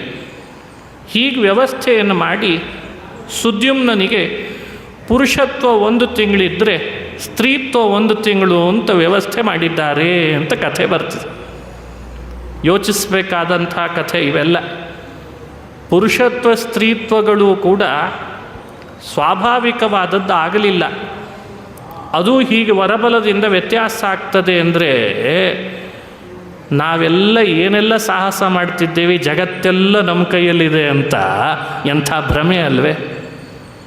ಇದರಿಂದಲೇ ಪ್ರಾರಂಭ ಆಯಿತು 9ನೇ ಸ್ಕಂದ. ಹಾಗಾಗಿ ಪುರುಷನಾಗಬೇಕಾದರೂ ದೈವದ ಅನುಗ್ರಹ ಬೇಕು, ಸ್ತ್ರೀ ಆಗಬೇಕಾದರೂ ದೈವಾನುಗ್ರಹ ಬೇಕು. ಇದು ಯಾವುದೂ ಕೂಡ ಪ್ರಕೃತಿಯಿಂದ ಬರ್ತದೆ, ತಾನಾಗೇ ಬರ್ತದೆ ಅಂದರೆ ಅಲ್ಲ. ಎಚ್ಚರಿಕೆ ಕೊಡಲಿಕ್ಕೂ ಈ ಕಥೆ ಇದೆ. ಯಾವ ಎಚ್ಚರಿಕೆ? ಮಾಡಬೇಕಾದ ಕರ್ಮ, ಯಜ್ಞ, ಯಾಗಗಳು ಅವುಗಳಲ್ಲಿ ಮನಸ್ಸು ಒಂದಾಗಿರಬೇಕು. ಗಂಡನ ಮನಸ್ಸಿನಲ್ಲಿ ಸಂಕಲ್ಪವೇ ಬೇರೆ, ಹೆಂಡತಿ ಮನಸ್ಸಿನಲ್ಲಿ ಸಂಕಲ್ಪವೇ ಬೇರೆ. ಆದರೆ ಸಂಕಲ್ಪ ವ್ಯತ್ಯಾಸ, ಫಲದಲ್ಲಿ ವ್ಯತ್ಯಾಸ ಆಗ್ತದೆ ಎನ್ನುವ ಎಚ್ಚರಿಕೆ ಕೊಡಲಿಕ್ಕೂ ಈ ಕಥೆಯನ್ನು ಪುರಾಣ ಹೇಳ್ತದೆ. ಇದಕ್ಕಿಂತ ಎತ್ತರದ ಸಂದೇಶ, ಬ್ರಹ್ಮಜ್ಞಾನಿಗಳಿಗಿರುವ ಶಕ್ತಿ ಅಪಾರ ಅಂತ ತಿಳಿಸ್ಬೇಕಾಗಿದೆ. ವಸಿಷ್ಠರಂಥ ಋಷಿಗಳು, ಅವರು ಬ್ರಹ್ಮಋಷಿಗಳು, ಸಾಧಾರಣ ಋಷಿಯಲ್ಲ, ಬ್ರಹ್ಮಋಷಿಗಳಲ್ಲೇ ಶ್ರೇಷ್ಠ ಋಷಿಗಳು. ಅವರಿಗೆಂಥ ಶಕ್ತಿ ಅಂದರೆ, ದೇವರೇ ನಾನು ಅವನಿಗೆ ಹೆಣ್ಣಾಗೋದು ಬೇಡ, ಗಂಡಾಗಲಿ ಅಂತಂದಿದ್ದೇನೆ, ನೀನು ಗಂಡೇ ಮಾಡಬೇಕು ಅಂತ ಹಠ ಹಿಡಿದ್ರೆ ಆ ಭಗವಂತನೂ ಕೂಡ ಸರಿ ನಿನ್ನ ಬಾಯಲ್ಲಿ ಬಂದದ್ದನ್ನು ಸುಳ್ಳು ಮಾಡಬಾರ್ದು ಅಂತ ಗಂಡೇ ಮಾಡಿಬಿಡ್ತಾನಂತೆ. ಇದೆಂಥ ಅದ್ಭುತ! ಇದನ್ನು, ಈ ಚರಿತ್ರೆಯನ್ನು ಕೇಳಿ ಭಗವಂತನ ಬ್ರಹ್ಮಜ್ಞಾನದ ಶಕ್ತಿ ಏನು ಅಂತ ನಾವು ಅನುಸಂಧಾನ ಮಾಡಲಿಕ್ಕೆ ಅವಕಾಶ ಇದೆ. ಸಂಕಲ್ಪ ವ್ಯತ್ಯಾಸ ಮಾಡಬಾರ್ದು ಅನ್ನೋದು ಒಂದು, ಬ್ರಹ್ಮಜ್ಞಾನದ ಶಕ್ತಿ ಅಂಥದ್ದು ಅಂತ ಮತ್ತೊಂದು. ಇಷ್ಟಕ್ಕೆ ಸೀಮಿತಗೊಳಿಸ್ಬೇಕು ಈ ಚರಿತ್ರೆಗಳನ್ನೆಲ್ಲ. ಇದರ ಮೇಲೆ ಮತ್ತೆ ವಿಪರೀತ ಪ್ರಶ್ನೆಗೆ ಅವಕಾಶ ಇರಬಾರ್ದು. ಹೆಣ್ಣಾದಾಗ ಅವಳಿಗೆ ಇಳ ಅಂತ ಹೆಸರಿತ್ತಂತೆ, ಗಂಡಾದಾಗ ಸುದ್ಯುಮ್ನ, ಹೆಣ್ಣಾದಾಗ ಇಳ. ಇಳೆಯಲ್ಲಿ ಬುಧನಿಂದ ಹುಟ್ಟಿದವನು ಪುರೂರವಸ್. ಅಂದರೆ ಮುಂದೊಂದು ಚಂದ್ರವಂಶದ ಬೆಳವಣಿಗೆಯೂ ಕೂಡ ಹೀಗೇ ಆಗಬೇಕು ಅಂತ ಹರಿಸಂಕಲ್ಪ. ಹಾಗಾಗಿ ಚಂದ್ರನ ಮಗ ಬುಧ, ಬುಧನ ಮಗ ಪುರೂರವಸ್, ದೊಡ್ಡ ರಾಜನಾದ. ಪುರೂರವಸ್ ಅಂದರೆ ಸಾಧಾರಣ ರಾಜನಲ್ಲ. ಅವನ ಚರಿತ್ರೆನೂ ವಿಸ್ತಾರವಾಗಿ ಬೇರೆ ಕಡೆಯಲ್ಲಿ ಕೇಳ್ಬೋದು. ಇದು ವೈವಸ್ವತ ಮನುವಿನ ಮೊದಲನೇ ಮಗನ ಕಥೆ ಅಂತ ಭಾಗವತ ಹೇಳ್ತದೆ. ಈ ಪುರಾಣದ ಈ ಸ್ಕಂಧದ ವೈಶಿಷ್ಟ್ಯ ಏನು ಅಂದರೆ, ಬ್ರಹ್ಮಜ್ಞಾನ, ಭಗವಂತನಲ್ಲಿ ಮಾಡುವ ಅತಿಶಯಿತವಾದ ಭಕ್ತಿ, ಶ್ರದ್ಧೆಯಿಂದ ದೇವರನ್ನು ಆರಾಧಿಸೋದು, ಹಾಗೂ ಕರ್ಮಗಳ ಅನುಷ್ಠಾನದಲ್ಲಿ ಸೌಷ್ಠವತೆ, ಇವನ್ನೆಲ್ಲ ಬೇರೆ ಬೇರೆ ಅವರ ಕಥೆ ಹೇಳೋದ್ರ ಮೂಲಕ ನಮಗೆ ತಿಳಿಸೋದೇ ಈ ಸ್ಕಂಧದ ಉದ್ದೇಶ. ಈ ಸ್ಕಂಧದಲ್ಲಿ ಅದನ್ನೇ ಮಾಡ್ತಾ ಬರ್ತಾರೆ. ಕಾರಣ, ಇಂಥವರನ್ನಾದರೂ ಸ್ಫೂರ್ತಿಯಾಗಿಟ್ಟುಕೊಂಡ್ರೆ ನಮ್ಮ ಬದುಕಿನಲ್ಲಿ ಅದನ್ನು ತಗೊಳ್ಬೋದಲ್ಲ ಅಂತ. ನೋಡಿ, ಹೀಗಿದ್ದ ಹೀಗಾಗಲಿಲ್ವೇ, ಹಾಗಾದರೆ ನೀನು ಅವನನ್ನೇ ಸ್ಫೂರ್ತಿಯಾಗಿಟ್ಕೋ, ನೀನು ಹೀಗಾಗಬಲ್ಲಿ ಅಂತ ಒಂದಿಷ್ಟು ಅಂಥೇಳಿ ಇಳಾದ್ದನ್ನು ಸ್ಫೂರ್ತಿಯಾಗಿಟ್ಕೊಳ್ಳೋದಲ್ಲ. ಮತ್ತೆ ಎಲ್ಲಿ ಇಟ್ಕೊಳ್ಳಿಕ್ಕೆ ಸಾಧ್ಯವೋ ಅಲ್ಲಿ ಮಾತ್ರ ಇಟ್ಕೊಳ್ಬೇಕಾಗ್ತದೆ. ಆದರೆ ಇಳೆಯಂತೆ ಆಗ್ತೇನೆ ಅಂತ ಅನ್ನಬಾರ್ದು, ಆದರೆ ವಸಿಷ್ಠರಂತ ಆಗ್ತೇನೆ ಅನ್ನಬೇಕಂತೆ. ಏನು ಹೇಳಬೇಕಿದೆ ಕಥೆ ಅಂದರೆ, ಭಗವಂತನ ಜ್ಞಾನ ಸಂಪಾದಿಸಿದವನು ಏನು ಬೇಕಾದರೂ ಸಾಧಿಸಬಲ್ಲ ಅನ್ಲಿಕ್ಕೆ ಇಂಥ ಕಥೆಗಳನ್ನು ಇಟ್ಕೊಳ್ಬೇಕಂತ. ಪುರುಷತ್ವ ಇಲ್ವಾ, ಭಗವಂತನನ್ನು ಆರಾಧನೆ ಮಾಡು, ಬರದೇ ಇದ್ದರೆ ಕೇಳು ಅಂತ. ಮನುಷ್ಯರಲ್ಲಿ ಸ್ತ್ರೀ ಪುರುಷ ಅನ್ನೋದು ಬರೀ ದೇಹಕ್ಕೆ ಸಂಬಂಧಪಟ್ಟದ್ದು ಒಂದು ವಾದ. ಆದರೆ ಭಗವತ್ಪಾದರು ಹೇಳ್ತಾರೆ, ಸ್ವಭಾವದಿಂದಲೂ ಸ್ತ್ರೀ ಪುರುಷ ಅಂತ ವ್ಯವಸ್ಥೆ ಇದೆ ಅಂತ. ದೇಹದಿಂದ ಪುರುಷನಾದವನು ಯಾವತ್ತೂ ಸ್ವಭಾವದಿಂದ ಪುರುಷನೇ ಆಗಿದ್ದರೆ, ದೇಹದಿಂದ ಬಹಳ ದೊಡ್ಡ ಕಾರಣ ಇದ್ದಾಗ ಮಾತ್ರ ಸ್ತ್ರೀ ದೇಹ ಬರ್ಬೋದಂತೆ. ಹೀಗೆಲ್ಲ ವ್ಯವಸ್ಥೆಯನ್ನು ಭಗವತ್ಪಾದರು ನಿರ್ಣಯದಲ್ಲಿ ಕೊಟ್ಟಿದ್ದಾರೆ. ಇಲ್ಲಿ ಯಾವ ಥರ ಅಂತ ಪೂರ್ಣ ಬಿಡಿಸಲಿಲ್ಲ ನಮಗೆ. ಇಳ ಹಾಗೂ ಸುದ್ಯುಮ್ನರ ಕಥೆ ಹೇಳುವಾಗ ಸ್ವಭಾವದಿಂದ ಏನಾಗಿದ್ದಾನೆ ಅಂತ ನಮಗೆ ಭಾಗವತ ಹೇಳಲಿಲ್ಲ. ಆದರೆ ಮೇಲ್ನೋಟಕ್ಕೆ ಇಷ್ಟಂತೂ ಸ್ಪಷ್ಟಪಡಿಸ್ತು, ಬ್ರಹ್ಮಜ್ಞಾನಿಗಳು ಅಂತಾದವರು ಹುಟ್ಟಿದ ಮಗು ಹೆಣ್ಣಾಗಿದೆ, ಗಂಡೇ ಬೇಕು ಅಂತ ಹಠ ಮಾಡಿದರೆ ಬ್ರಹ್ಮಜ್ಞಾನಿಯ ಬಾಯಲ್ಲಿ ಬಂತಲ್ಲ ಅಂತ ಅದು ಹೆಣ್ಣನ್ನು ಗಂಡು ಮಾಡಿಬಿಡ್ತಾನಂತ. ವ್ಯತ್ಯಾಸನೂ ಮಾಡಲಿಕ್ಕೆ ಬರ್ತದೆ. ಇಲ್ಲ, ಹೆಣ್ಣೇ ಆಗಬೇಕು ಅಂತ ಹಠ ಮಾಡಿದರೆ, ಸರಿ ಬಿಡು, ಇಷ್ಟು ದೊಡ್ಡ ಬ್ರಹ್ಮಜ್ಞಾನಿ ಕೇಳ್ಕೊಳ್ತಿದ್ದಾನೆ, ಹೆಣ್ಣಾಗಬೇಕು ಅಂತ, ಸರಿ ಬಿಡು, ಹೆಣ್ಣನ್ನೇ ಮಾಡಿಬಿಡ್ತೇನೆ ಅಂತ. ಅಂದರೆ ತಾತ್ಪರ್ಯ ಎಲ್ಲಿ ಅಂತ ಹೇಳಿದಾಗಾಯ್ತು ಈ ಕಥೆಗೆ, ಬ್ರಹ್ಮಜ್ಞಾನಿಯ ಮಾತಿಗೆ ಎಷ್ಟು ಶಕ್ತಿ ಇದೆ ಅಂತ ಕೇಳ್ತಾರೆ. ಗೀತೆಯಲ್ಲಿ ಕೃಷ್ಣ ಒಂದು ಮಾತನ್ನು ಹೇಳ್ತಾನೆ. ಬ್ರಹ್ಮನನ್ನು ಸಾಕ್ಷಾತ್ಕಾರ ಮಾಡಿಕೊಂಡವನು ಏನು ಬೇಕಾದರೂ ಪಡಿಬಲ್ಲ. ದ್ಯುನದಿ ನಿವಹದಂದದಲ್ಲಿ ಅಂತ ಜಗನ್ನಾಥದಾಸರು ಹೇಳ್ತಾರೆ. ಬ್ರಹ್ಮಜ್ಞಾನಿ ಆದವನಿಗೆ ಯಾವ ಅನರ್ಥ ಉದಪಾನೆ ಸರ್ವತಃ ಸಂಪ್ಲುತೋದಕೆ ತಾವಾನ್ ಸರ್ವೇಷು ವೇದೇಶು ಬ್ರಾಹ್ಮಣಸ್ಯ ವಿಜಾನತಃ. ಇದು ಭಗವದ್ಗೀತೆಯ ಮಾತು. ಬ್ರಹ್ಮಜ್ಞಾನಿಯ ವಿಚಿತ್ರ ಶಕ್ತಿ, ಆ ಶಕ್ತಿಯನ್ನು ಎಲ್ಲೂ ನೋಡಲಿಕ್ಕೆ ಸಾಧ್ಯ ಇಲ್ಲ. ಅದನ್ನು ವಸಿಷ್ಠ ಋಷಿಗಳ ಮೂಲಕ ಭಾಗವತ ನಮ್ಮ ಕಣ್ಣು ಮುಂದೆ ಇಡ್ತಾ ಇದೆ. ಹಾಗಾಗಿ ನಾವು ಪ್ರಯತ್ನ ಪಟ್ಟು ಪಡಿಬೇಕಾದದ್ದು ಯಾವುದನ್ನು? ಮೊದಲು ಬ್ರಹ್ಮಜ್ಞಾನವನ್ನು. ಅದನ್ನು ಒಂದನ್ನು ಪಡೆದು ಬಿಟ್ಟರೆ ಉಳಿದೆಲ್ಲ ತಾನಾಗೆ ಸಿಗಲಿಕ್ಕೆ ಪ್ರಾರಂಭ ಆಗ್ತದೆ. ನಿಮಗೆ ಬೇಕು ಸಿಗ್ತದೆ, ಬೇಡವಾದದ್ದು ಸಿಗ್ತದೆ. ಅದು ಗಂಗೆ ಹರಿದಾಗ ಹರಿತಾ ಇರ್ತದಂತೆ ಬಂದು. ನಾವೇನು ಮಾಡ್ತಿದ್ದೇವೆ ಅಂದರೆ ಬೇಕುಗಳನ್ನು ಜಾಸ್ತಿ ಬೆಳೆಸ್ಕೊಂಡಿದ್ದೇವೆ. ಅದಕ್ಕೆ ತಕ್ಕಂತೆ ಅದರದ್ದೇ ಪ್ರಯತ್ನ ಮಾಡಲಿಕ್ಕೆ ಹೋಗ್ತೇವೆ. ಸಮಯವೂ ವ್ಯರ್ಥ, ಅವು ಸಿಗೋದೂ ಇಲ್ಲ. ಪೂರ್ಣ ನಾವು ಅದರಲ್ಲೇ ಹಣ್ಣು ಆಗಿಬಿಡ್ತೇವೆ. ವಸಿಷ್ಠ ಋಷಿಗಳ ಹಾಗಲ್ಲ. ಬೇಕುಗಳನ್ನು ಬೆಳೆಸ್ಕೊಂಡವ್ರು ಅವರು. ಬೆಕ್ಕು ಬಕ್ಕರಿ ಮಾಡೋದು ಕಂಡೆ ಅಂತಾರಲ್ಲ, ಹಾಗೆ ಬೇಕುಗಳನ್ನು ಬೆಳೆಸ್ಕೊಳ್ಳಿಲ್ಲ ಅವ್ರು ಯಾವತ್ತು. ಅವರು ಬ್ರಹ್ಮರ್ಷಿಗಳಾದರು, ಬ್ರಹ್ಮಜ್ಞಾನಿಗಳಾದರು. ಆ ಜ್ಞಾನದ ಸಾಮರ್ಥ್ಯದಿಂದ ತಾನಾಗೆ ಅವರು ಆಡಿದ ಮಾತು ಸತ್ಯ ಆಗ್ತದೆ. ಅವರು ಬಯಸಬೇಕು ಅಂತಿಲ್ಲವೇ ಇಲ್ಲ, ತಾನಾಗೆ ಬಯಸಿದ್ದು ಬರ್ತಾ ಇರ್ತದಂತ. ಇದು ಜ್ಞಾನದ ಶಕ್ತಿ, ಜ್ಞಾನದ ಸಾಮರ್ಥ್ಯ ಅಂತ ಅಭಿಪ್ರಾಯವನ್ನು ಪಡಬೇಕು. ಇನ್ನೊಂದು ಕಥೆಯನ್ನು ಹೇಳ್ತಾರೆ ಭಾಗವತದ 9ನೇ ಸ್ಕಂದದಲ್ಲಿ. ಇವನಿಗೆ ವೈವಸ್ವತ ಮನುವಿಗೆ ಶರ್ಯಾತಿ ಅಂತ ಮಗ ಹುಟ್ಟಿದ, ನೃಗ ಅಂತ ಮತ್ತೊಬ್ಬ ಮಗ ಹುಟ್ಟಿದ, ಇಕ್ಷ್ವಾಕು ಅಂತ ಒಬ್ಬ ಮಗ, ಅವನು ಮೊದಲನೇ ಮಗ. ಇಕ್ಷ್ವಾಕು ಅಂತ ವೈವಸ್ವತ ಮನುವಿನ ಮತ್ತೊಬ್ಬ ಮಗ ಅವನು. ಇವನು ಇಳ ಆದಮೇಲೆ ಹುಟ್ಟಿದ್ದು, ಸುದ್ಯುಮ್ನ ನಂತರ ಎರಡನೇ ಮಗ, ಮೊದಲನೇವನಲ್ಲ. ದಿಷ್ಟ ಅಂತ ಒಬ್ಬ, ಧೃಷ್ಟಕ ಅಂತ ಒಬ್ಬ, ದೃಷ್ಟ ಅಂತ ಮತ್ತೊಬ್ಬ, ಕರೂಷ ಅಂತ ಒಬ್ಬ, ನರಿಷ್ಯಂತ ಅಂತ ಮತ್ತೊಬ್ಬ, ಪೃಷಘ್ನ ಅಂತ, ನಭಗ ಅಂತ ಒಬ್ಬ, ಕವಿ ಅಂತ ಒಬ್ಬ. ನಾಭಾಗ ಅಂತಾರೆ ಮುಂದೆ ಅವರ ಮಗನೇ, ಕವಿ ಅಂತ. ಹೀಗೆಲ್ಲ ಅವನ ಮಕ್ಕಳುಗಳನ್ನು ಪಡೆದ ಅಂತನೋ ಕಥೆ ಭಾಗವತದಲ್ಲಿ ಬರ್ತದೆ. ಈ ಚರಿತ್ರೆಗಳಲ್ಲಿ ಕೆಲವು ಚರಿತ್ರೆಗಳನ್ನು ಮಾತ್ರ ಅನುಸಂಧಾನ ಮಾಡಿಸ್ತೇನೆ. ಶರ್ಯಾತಿ ಅಂತ ರಾಜನ ಚರಿತ್ರೆಯನ್ನು ಹೇಳ್ತದೆ ಭಾಗವತ. ಶರ್ಯಾತಿರ್ಮಾನವೋ ರಾಜ ಬ್ರಹ್ಮಿಷ್ಠ ಸ ಬಭೂವ. ಬ್ರಹ್ಮಿಷ್ಠ, ಬ್ರಹ್ಮಜ್ಞಾನಿ ಆದವನೇ ಶರ್ಯಾತಿ ಅಂತ ತಿಳಿಸ್ತಾರೆ. ಅವನ ಕಥೆ ಏನು ಅಂತ ವಿವರಣೆ ಮಾಡ್ತಾರೆ ಮಹಾನುಭಾವರು. ಅದನ್ನು ಕೇಳಿರೋಣ. ಶರ್ಯಾತಿ ರಾಜನಿಗೆ ಮಗಳೊಬ್ಬಳಿದ್ಲು. ಅವಳಿಗೆ ಸುಕನ್ಯೆ ಅಂತ ನಾಮಕರಣ ಮಾಡಿದ್ದ. ಆ ಸುಕನ್ಯೆ ಯೌವನಕ್ಕೆ ಬಂದಾಗ ತನ್ನ ಸಖಿಯರನ್ನು ಕರ್ಕೊಂಡು ಹೂತೋಟಕ್ಕೆ ಅಂತ ಬಂದಿದ್ದಾಳೆ. ಹೂತೋಟದಲ್ಲಿ ಒಂದಿಷ್ಟು ಘಟನೆಗಳು ನಡೀತಂತೆ. ಹೂ ಬಿಡಿಸಿದ್ದಾರೆ, ಮಂದವಾದ ಗಾಳಿ, ಅದನ್ನು ಸೇವಿಸಿದ್ದಾರೆ, ವಿಹಾರ ಮಾಡಿದ್ದಾರೆ. ಹೀಗೆಲ್ಲ ಮಾಡಿಕೊಂಡು ಮನೆಗೆ ಬಂದಿದ್ದಾರೆ. ಕೆಲವೇ ನಿಮಿಷಗಳಲ್ಲಿ ಶರ್ಯಾತಿ ರಾಜನ ಸೈನ್ಯಕ್ಕೆ ಮೂತ್ರಬಾಧೆ ಪ್ರಾರಂಭ ಆಗಿದೆ. ಮೂತ್ರಬಾಧೆ ಅಂದರೆ ಮೂತ್ರ ಹೊರಗಿರಿಸಲಿಕ್ಕೆ ಸಾಧ್ಯ ಇಲ್ಲ, ಅಂಥ ಬಾಧೆ ಆಯ್ತಂತೆ. ಇದೆಲ್ಲ ಶರ್ಯಾತಿ ಸೈನ್ಯ ಅನುಭವಿಸಿದ ಬಾಧೆ. ಯಾಕೆ ಹೀಗೆ ಬಾಧೆ ಆಗ್ತಿದೆ ಅಂತ ಆತ ಔಷಧೋಪಚಾರಗಳನ್ನೆಲ್ಲ ಮಾಡಿಸಿದರೂ ಪರಿಹಾರ ಆಗದಿದ್ದಾಗ ದೈವಜ್ಞರನ್ನು ಕರೆಸಿದ. ದೈವಜ್ಞರನ್ನು ಕೇಳ್ತಾನೆ, ಯಾಕೆ ಹೀಗೆ ಆಗ್ತಿದೆ ನನ್ನ ಸೈನ್ಯದಲ್ಲಿ, ಏನಿದಕ್ಕೆ ಉಪಚಾರ, ಉಪಾಯ ಏನು ಪರಿಹಾರಕ್ಕೆ ಅಂತ. ಅವರು ಒಂದಿಷ್ಟು ಯೋಚನೆ ಮಾಡಿದರು. ಅವನು ಕೇಳಿದ ಸಮಯವನ್ನು, ಮುಹೂರ್ತವನ್ನು ತೆಗೆದು, ಪ್ರಶ್ನೆ ಕೇಳಿದ ಸಮಯ ತೆಗೆದು ಏನಾಗಿದೆ ಅಂತ ಹುಡುಕಿದ್ರಂತೆ. ನಿನ್ನ ರಾಜ್ಯದ ಒಬ್ಬ ಪ್ರಜೆ ಕಾಡಿನಲ್ಲಿ ತಪಸ್ಸು ಮಾಡ್ತಾ ಇದ್ದ ಒಬ್ಬ ದೊಡ್ಡ ಮಹಾತ್ಮರಿಗೆ ದ್ರೋಹ ಎಸಗಿದ್ದಾರೆ. ಆ ಮಹಾತ್ಮರು ಮುನಿಸ್ಕೊಂಡದ್ದಕ್ಕೆ ಅವರಿಗೆ ಮಾಡಿದ ದ್ರೋಹದ ಫಲವೇ ನಿನ್ನ ಸೈನ್ಯಕ್ಕಾಗ್ತಾ ಇರುವ ಮೂತ್ರದ ಬಾಧೆ ಅಂತ ಹೇಳಿದ್ರಂತೆ. ನೀನವರು ಶಾಂತರಾಗೋ ಹಾಗೆ ಮಾಡಬೇಕು, ಅಂದರೆ ಮಾತ್ರ ಈ ಸಮಸ್ಯೆಗೆ ಪರಿಹಾರ ಅಂತ.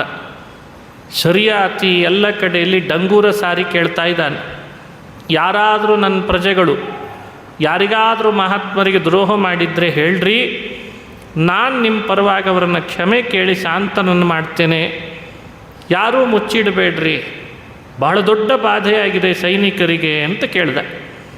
ಯಾರೂ ಬರಲಿಕ್ಕೆ ತಯಾರಿಲ್ಲ, ಯಾರೂ ಮಾಡಿಲ್ಲ ಅಂತ, ನಾನು ಮಾಡಿಲ್ಲ. ವಿಚಿತ್ರ ಅಂದರೆ ಈ ಸುದ್ದಿ ಮಗಳಿಗೆ ಗೊತ್ತಾಯಿತು, ಸುಕನ್ಯೆಗೆ. ಬಹುಶಃ ಕಾಡಿಗೆ ಹೋದಾಗ, ಹೂತೋಟಕ್ಕೆ ಹೋದಾಗ ನಾನೇ ಮಾಡಿ ಬಂದದ್ದು ಅದೇ ಇರಬೇಕು ಅಂದ್ಕೊಂಡ್ಲಂತ.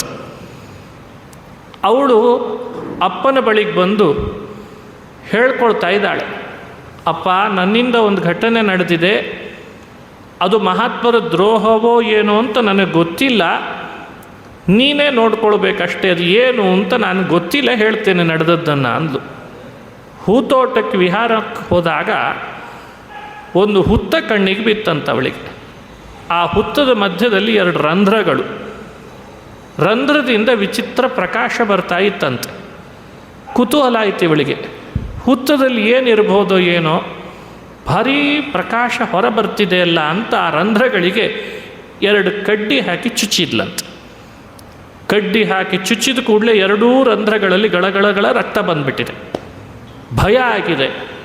ಯಾರಿದ್ದಾರೆ ಒಳಗೆ ವಿಚಾರಿಸಲಿಲ್ಲ, ಏನಿದೆ ಅಂತ ಯೋಚನೆಯೂ ಮಾಡಲಿಲ್ಲ. ಕಡ್ಡಿ ಎಸೆದ್ಲು, ಮನೆಗೆ ಬಂದುಬಿಟ್ಲು. ಬಹುಶಃ ಆ ಹುತ್ತದಲ್ಲಿ ಯಾರಾದರೂ ಮಹಾತ್ಮರಿದ್ರೋ ಏನೋ ಗೊತ್ತಿಲ್ಲ ಅಂತಂತಾಳೆ. ನನ್ನಿಂದ ಏನಾದರೂ ಅಪರಾಧ ಆಗಿರ್ಬೋದೇನೋ ಅಪ್ಪ ಅಂತ ಹೇಳ್ಕೊಂಡ್ಲು ಪಾಪ ಶರಿಯಾತಿ ಹತ್ರ. ಕೂಡಲೇ ಶರಿಯಾತಿ ತಾನೇ ಆ ಹುತ್ತದ ಬಳಿಗೆ ಬಂದು, ಯಾರು ಒಳಗಿದ್ದೀರಿ ಮಹಾತ್ಮರು, ನನ್ನ ಮಗಳು ಮಾಡಿದ ಅಪರಾಧಕ್ಕೆ ನಾನು ಕ್ಷಮೆ ಕೇಳ್ತೇನೆ, ನೀವು ಬ್ರಹ್ಮರ್ಷಿಗಳಿರಬೇಕು, ಬ್ರಹ್ಮಜ್ಞಾನಿಗಳಿರಬೇಕು, ಅಪರಾಧ ಆಗೋಗಿದೆ, ಮನ್ನಶ್ರೀ ಅಂತ ಕೇಳ್ಕೊಳ್ಳಿಕ್ಕೆ ಪ್ರಾರಂಭ ಮಾಡಿದ. ಹುತ್ತ ಸಿಡಿದು ಹೊರಗೆ ಬರ್ತಾರೆ ಎಂಥ ದೊಡ್ಡ ಋಷಿಗಳು, ಚ್ಯವನ ಅಂತ ಋಷಿಗಳು, ಭೃಗುವಿನ ಮಗ, ಭೃಗು ಋಷಿಗಳ ಮಗ ಚ್ಯವನ. ಹುಟ್ಟಿದ್ದೇ ಅದ್ಭುತ. ಚ್ಯವನರ ಪತ್ನಿ ಗರ್ಭಿಣಿಯಾಗಿದ್ದಾಳೆ, ಇನ್ನೂ 9 ಮಾಸ ತುಂಬಿಲ್ಲ. ಆಗೊಬ್ಬ ರಾಕ್ಷಸ ಚ್ಯವನರ ಪತ್ನಿಯನ್ನು ಬಲವಂತ ಮಾಡಲಿಕ್ಕೆ ಬಂದಿದ್ದಾನೆ. ಚ್ಯವನರ ಪತ್ನಿಯ ತಂದೆ ಸಣ್ಣ ವಯಸ್ಸಿನಲ್ಲಿ ಆ ಹುಡುಗಿ ಹಠ ಮಾಡುವಾಗ ಒಂದು ಮಾತಂದಿದ್ದಂತೆ, ನೀನು ಹೀಗೆ ಹಠ ಮಾಡಿದರೆ ಆ ರಾಕ್ಷಸನ ಕರೆದು ಕೊಟ್ಬಿಡ್ತೀನಿ, ನೀನು ಮದುವೆ ಮಾಡಿ ಅಂದಿದ್ದಂತೆ. ಆ ರಾಕ್ಷಸನ ಕಿವಿಗೆ ಬಿದ್ದಿತ್ತು, ಇವಳು ನನಗೆ ಮದುವೆ ಮಾಡಿಕೊಟ್ಟಾನೆ ಅವರಪ್ಪ ಅಂತ. ನೋಡಿದರೆ ಅವಳಿಗೆ ಮದುವೆ ಆಗಿ ಚ್ಯವನರ ಪತ್ನಿಯಾಗಿ ತುಂಬು ಗರ್ಭಿಣಿ ಆದಾಗ ಆ ರಾಕ್ಷಸ ಬಂದಿದ್ದಾನೆ. ನಿಮ್ಮಪ್ಪ ಅವತ್ತು ಹೇಳಿದ್ದ ಸಣ್ಣ ವಯಸ್ಸಿನಲ್ಲಿ ನನಗೆ ಮದುವೆ ಮಾಡಿ ಕೊಡ್ತೀನಿ ಅಂತ, ಅದಕ್ಕೆ ನೀ ನನ್ನ ಹೆಂಡತಿ ಆಗು ಅಂತ ಶುರು ಮಾಡಿದ್ದಂತೆ ರಾಕ್ಷಸ. ಅವಳು ಅಂತಿದ್ದಾಳೆ, ಹುಚ್ಚ, ನಮ್ಮಪ್ಪ ಹೆದರಿಸ್ಲಿಕ್ಕೆ ಹೇಳಿದ್ದು, ನೀ ನೋಡಿದರೆ ನನ್ನ ಬಲವಂತ ಮಾಡಲಿಕ್ಕೆ ಬಂದಿದ್ದೀಯಲ್ಲ, ಹುಚ್ಚಿಗಿಚ್ಚು ಹಿಡಿದಿದೆ ನಿನಗೆ, ಅಗ್ನಿ ಇದ್ದಾನೆ ನನ್ನ ಹತ್ರ ಅಂದ್ಲಂತೆ. ಅಗ್ನಿಯ ಮಾತಿಗೂ ಬೆಲೆ ಕೊಡಲಿಲ್ಲ. ಆ ಗರ್ಭಿಣಿ ಹೆಣ್ಣನ್ನು ರಾಕ್ಷಸ ಬಲವಂತ ಮಾಡಲಿಕ್ಕೆ ಹೋದರೆ ಒಳಗೆ ಬೆಳೀತಿದ್ದಂಥ ಈ ಋಷಿ ಇದ್ರಲ್ಲ ಕುಮಾರ, ಭೃಗು ಋಷಿಗಳ ಮಗ, ನಮ್ಮಮ್ಮನ ಬಲವಂತ ಮಾಡ್ತೀಯ ಅಂತ ಹೊಟ್ಟೆ ಒಳಗಿದ್ದೇ ಇವನಿಗೆ ಒದ್ದಿದ್ರಂತೆ. ಆದರೂ ಅವನು ಬಿಟ್ಟಿರಲಿಲ್ಲ. ಆಗ ವೇಗದಲ್ಲಿ ಓಡ್ತಿದ್ದ ತಾಯಿಯ ಗರ್ಭದಿಂದ ಹೊರಗೆ ಬರುವಾಗ ಸಂಸ್ಕೃತದಲ್ಲಿ ಹೊರಗೆ ಜಾರಿ ಬಿತ್ತು ಅಂತ ಹೇಳಲಿಕ್ಕೆ ಚ್ಯವನ ಅಂತ ಹೆಸರಂತದಕ್ಕೆ. ಚ್ಯವನ ಅಂದರೆ ಜಾರೋದು ಅಂತ ಅರ್ಥ. ಗರ್ಭದಿಂದ ಜಾರಿದ ಮಗು ಬಂದು ಕೂಡಲೇ ಪುನಃ ಒದ್ರಂತೆ ರಾಕ್ಷಸನನ್ನು. ರಾಕ್ಷಸ ಸತ್ತೋದ. ಅಮ್ಮನನ್ನು ಹೀಗೆ ಗರ್ಭದಲ್ಲಿದ್ದುವಾಗಲೂ ರಕ್ಷಿಸಿದ, ಗರ್ಭದಿಂದ ಹೊರ ಬರ್ತಿರ್ಲಿಕ್ಕೆ ರಕ್ಷಿಸಿದಂಥ ಋಷಿಗಳು ಯಾರು? ಚ್ಯವನ. ಆಯುರ್ವೇದ ದ್ರಷ್ಟಾರರು ಅಂತ ಅವರಿಗೆ ಹೆಸರಿದೆ, ಪ್ರಸಿದ್ಧಿ. ಬಹಳ ದೊಡ್ಡ ಋಷಿ, ತಪಸ್ವಿ ಋಷಿಗಳ ಕಣ್ಣನ್ನು ಸುಕನ್ಯೆ ತೆಗೆದಿದ್ದಾಳೆ. ರಾಜ ಶರಿಯಾತಿ ಬೇಡ್ಕೊಂಡದ್ದಕ್ಕೆ ತಕ್ಷಣ ಶಾಂತರಾದರು. ಶಾಂತರಾದ ಕೂಡಲೇ ಸೈನಿಕರಿಗಾದಂತಹ ಮಲಮೂತ್ರ ಬಾಧೆಯ ರೋಗ ಪರಿಹಾರ ಆಗಿಬಿಡ್ತು. ಮನೆಗೆ ಬಂದ ರಾಜ ಮನಸ್ಸಿನಲ್ಲಿ ಯೋಚನೆ ಮಾಡಲಿಕ್ಕೆ ಪ್ರಾರಂಭ ಮಾಡಿದ. ಅನ್ಯಾಯವಾಗಿ ಬ್ರಹ್ಮರ್ಷಿಗಳ ಕಣ್ಣು ತೆಗೆದ್ಲು ನನ್ನ ಮಗಳು, ದೊಡ್ಡ ಅಪರಾಧನೇ. ಇನ್ಹ್ಯಾಗೆ ಅವರು ಆನ್ಹೀಕಗಳನ್ನು ಮಾಡ್ಕೊಳ್ಬಲ್ಲರು? ನಿತ್ಯ ಕರ್ಮ ಆದರೂ ಕಾಡಿನಲ್ಲಿ ಹೇಗೆ ನಡೆಸ್ಲಿಕ್ಕೆ ಸಾಧ್ಯ? ಕಣ್ಣಿಲ್ದೇನೆ ಏನಾದರೂ ಮಾಡಬೇಕಲ್ಲ, ಇದಕ್ಕೆ ಸಮಾಧಾನ ಆಗ್ತಾ ಇಲ್ಲ ಶರಿಯಾತಿಗೆ. ಬ್ರಹ್ಮಜ್ಞಾನಿಗಳನ್ನು ಅಪರಾಧ ಮಾಡಿ ಕ್ಷಮಿಸ್ರಿ ಅಂತ ಕೇಳಿಕೊಂಡ್ರೆ ಸಾಕೆ. ಅವರೇನೋ ಶಾಂತ ಸ್ವಭಾವದವರು, ಕ್ಷಮಿಸಿದ್ದಾರೆ ನಿಜ. ನನ್ನ ಕರ್ತವ್ಯ ನಾನೇನಾದರೂ ಮಾಡಬೇಕು ಅಂತ ಆಲೋಚನೆ ಬಂತವನಿಗೆ. ಬಂದು ಸುಕನ್ಯೆಯನ್ನು ಬಂದು ಕೇಳ್ತಾನೆ. ಸುಕನ್ಯೆ, ಅಪರಾಧ ನಡೆದದ್ದು ನಿಜ, ಕ್ಷಮೆ ಕೇಳಿದ್ದಾಯಿತು, ಆದರೂ ನನ್ನ ಮನಸ್ಸು ತಡೀತಾ ಇಲ್ಲ. ನಿನ್ನನ್ನು ಅವರಿಗೆ ಕನ್ಯಾದಾನ ಮಾಡೋಣ ಅಂತ ಮಾಡಿದ್ದೇನೆ, ನೀನು ಒಪ್ಪಿತೀಯಾ ಅಂತ ಕೇಳಿದ್ದಂತೆ. ಸುಕನ್ಯೆಯ ಬುದ್ಧಿ ಎಷ್ಟು ಬೆಳೆದಿತ್ತು ಅನ್ನಲಿಕ್ಕೆ ಈ ಕಥೆನೂ ನಿದರ್ಶನ. ಅಥವಾ ಮಕ್ಕಳನ್ನು ತಂದೆ ತಾಯಿ ಅಂದರೆ ಹೇಗೆ ಬೆಳೆಸಬೇಕು ಅಂತನ್ಲಿಕ್ಕೂ ಈ ಕಥೆ ನಿದರ್ಶನ. ಆಗಲಿ ಅಂತನ್ಲಂತವಳು, ನನ್ನಿಂದ ನಡೆದ ಅಪರಾಧ ನಾನು ಅನುಭವಿಸ್ತೇನೆ, ಕಣ್ಣಿಲ್ದವನಾದರೂ ಪರವಾಗಿಲ್ಲ, ಮದುವೆ ಮಾಡಿಕೊಟ್ಬಿಡು, ಮುಂದಿಂದೆಲ್ಲ ದೇವ್ರು ನೋಡ್ಕೊಳ್ತಾನೆ ಅಂತ ಅಂದ್ಲಂತ. ಎಷ್ಟು ಅವಳ ಬುದ್ಧಿವಂತಿಕೆ, ಎಷ್ಟು ಅವಳ ದೂರದೃಷ್ಟಿ. ಅವಳಿಗೆ ಆ ಭಾವ ಬಂದದ್ದನ್ನು ನೋಡಿ ಶರ್ಯಾತಿ ರಾಜ ಕೂಡಲೇ ಮಗಳನ್ನು ಕರ್ಕೊಂಡು ಹೋಗಿ ಅವರ ಪಾದ ಗಟ್ಟಿ ಹಿಡಿದು, ನಾವು ಮಾಡಿದ ಅಪರಾಧಕ್ಕೆ ಬೇರೆ ಏನು ಕೊಟ್ಟರೂ ಸಾಧ್ಯ ಇಲ್ಲ, ಮಗಳನ್ನು ಕನ್ಯಾದಾನ ಮಾಡಿಕೊಡ್ತೇನೆ ಋಷಿಗಳೇ, ನೀವು ಸ್ವೀಕರಿಸಲೇಬೇಕು ಅಂತ ಹಠ ಹಿಡಿದುಬಿಟ್ಟ. ಜರ್ಜರಿತವಾದ ದೇಹ. ಒಬ್ಬ ಋಷಿ ಹುತ್ತ ಬೆಳೆಯೋಷ್ಟರ ಮಟ್ಟಿಗೆ ತಪಸ್ಸು ಮಾಡಿದ್ದಾನೆ ಅಂದರೆ ಅವನ ದೇಹ ಏನಾಗಿರಬೇಡ. ಹಾಗಾಗಿ ದೇಹದಿಂದ ಏನು ಸೌಷ್ಠವ ಇರಲಿಲ್ಲ. ಅವರ ದೇಹದೊಳಗೆ ಅಂಥ ಸೌಷ್ಠವ, ಅಂಥ ರೂಪ ಉಳಿದಿರಲಿಲ್ಲ. ಆದರೂ ಸುಕನ್ಯೆ, ಹೆಸರಿಗೆ ತಕ್ಕಂತೆ ಸುಕನ್ಯೆ, ಬಹಳ ಸುಂದರಿಯಂತೆ. ಇಂಥವರನ್ನು ವರಿಸ್ತಾಳೆ, ತನ್ನ ಅಪರಾಧ ಕ್ಷಮಿಸ್ತಾರಲ್ಲ ಅಂತ. ಇದೆಲ್ಲ ಇವತ್ತಿನ ಕಾಲಕ್ಕೂ ಸಮಾಜಕ್ಕೂ ಹೆಣ್ಣಿಗೂ ಬಹಳ ದೊಡ್ಡ ನಿದರ್ಶನ ಈ ಕಥೆಗಳೆಲ್ಲ. ಬಯಸಿದರೆ ಹೆಣ್ಣು ಏನು ಬೇಕಾದರೂ ಮಾಡಬಲ್ದು ಅಂತನ್ಲಿಕ್ಕೆ ಇಂಥ ಕಥೆಗಳು. ವಿವಾಹ ಮಾಡಿಕೊಂಡು ಹೋದ್ಲು, ಬ್ರಹ್ಮರ್ಷಿಗಳಿಗೆ ಕೊಡ್ತಿದ್ದಾನೆ ನಮ್ಮ ತಂದೆ, ಸಾಧಾರಣ ಇರಲಿಕ್ಕಿಲ್ಲ, ಅವರು ಬ್ರಹ್ಮರ್ಷಿಗಳು ಅಂತ ವಿವಾಹ ಮಾಡಿಕೊಂಡು ದಾಂಪತ್ಯಕ್ಕೆ ಅಂತ ಕಾಲಿಟ್ಲು. ಕೆಲವು ದಿನಗಳು ಕಳೀತದೆ, ಸಣ್ಣ ವಯಸ್ಸು.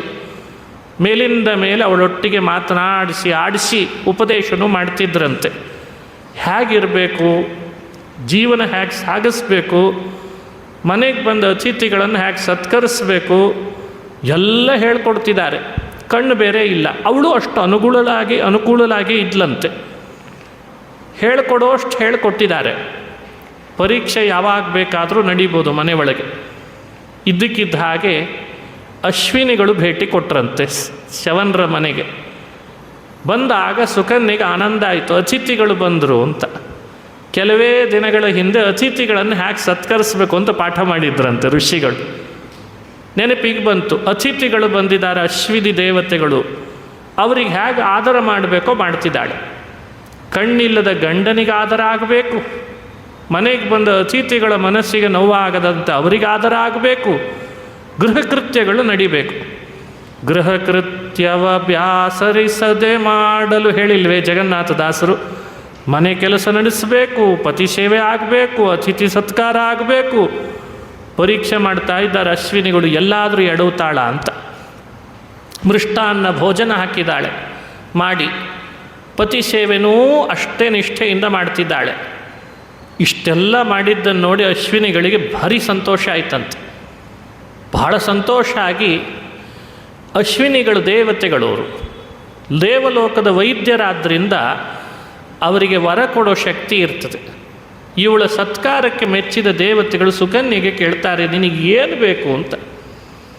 ನನ್ನ ನಿಮಿತ್ತದಿಂದ ನಮ್ಮ ಯಜಮಾನನ ಕಣ್ಣು ಹೋಗಿಬಿಡ್ತು, 2 ಕಣ್ಣು ಕೊಟ್ಟು ಹೋಗ್ರಿ, ನೀವಿಬ್ಬರು ಬಂದಿದ್ದೀರಲ್ಲ, ನೀವು ಒಂದು ಕಣ್ಣು ಕೊಡ್ರಿ, ನೀವು ಒಂದು ಕಣ್ಣು ಕೊಡ್ರಿ ಅಂತ 2 ಕಣ್ಣು ಕೇಳಿದ್ಲಂತ. 2 ಕಣ್ಣು ತಾನೇ ನಾವು ಕೊಡ್ತೇವೆ ಅಂತ ಚವನರನ್ನು ಕರೆದುಕೊಂಡು ಹೊರಟ್ರಂತೆ ಅಶ್ವಿನಿಗಳು. ಅವರ ಮನೆ ಅಂಗಳದಲ್ಲಿ ಒಂದು ಸರೋವರ ಇತ್ತು. ಆ ಸರೋವರದಲ್ಲಿ ಅಶ್ವಿನಿಗಳಿಬ್ಬರೂ ಪಕ್ಕ ನಿಂತುಕೊಂಡು ಬಲಭಾಗ ಎಡಭಾಗದಲ್ಲಿ ನಿಂತು ಮಧ್ಯದಲ್ಲಿ ಚವನರನ್ನು ಕರ್ಕೊಂಡು ಹೋಗಿ ಮುಳುಗಿಸಿದ್ದಾರೆ.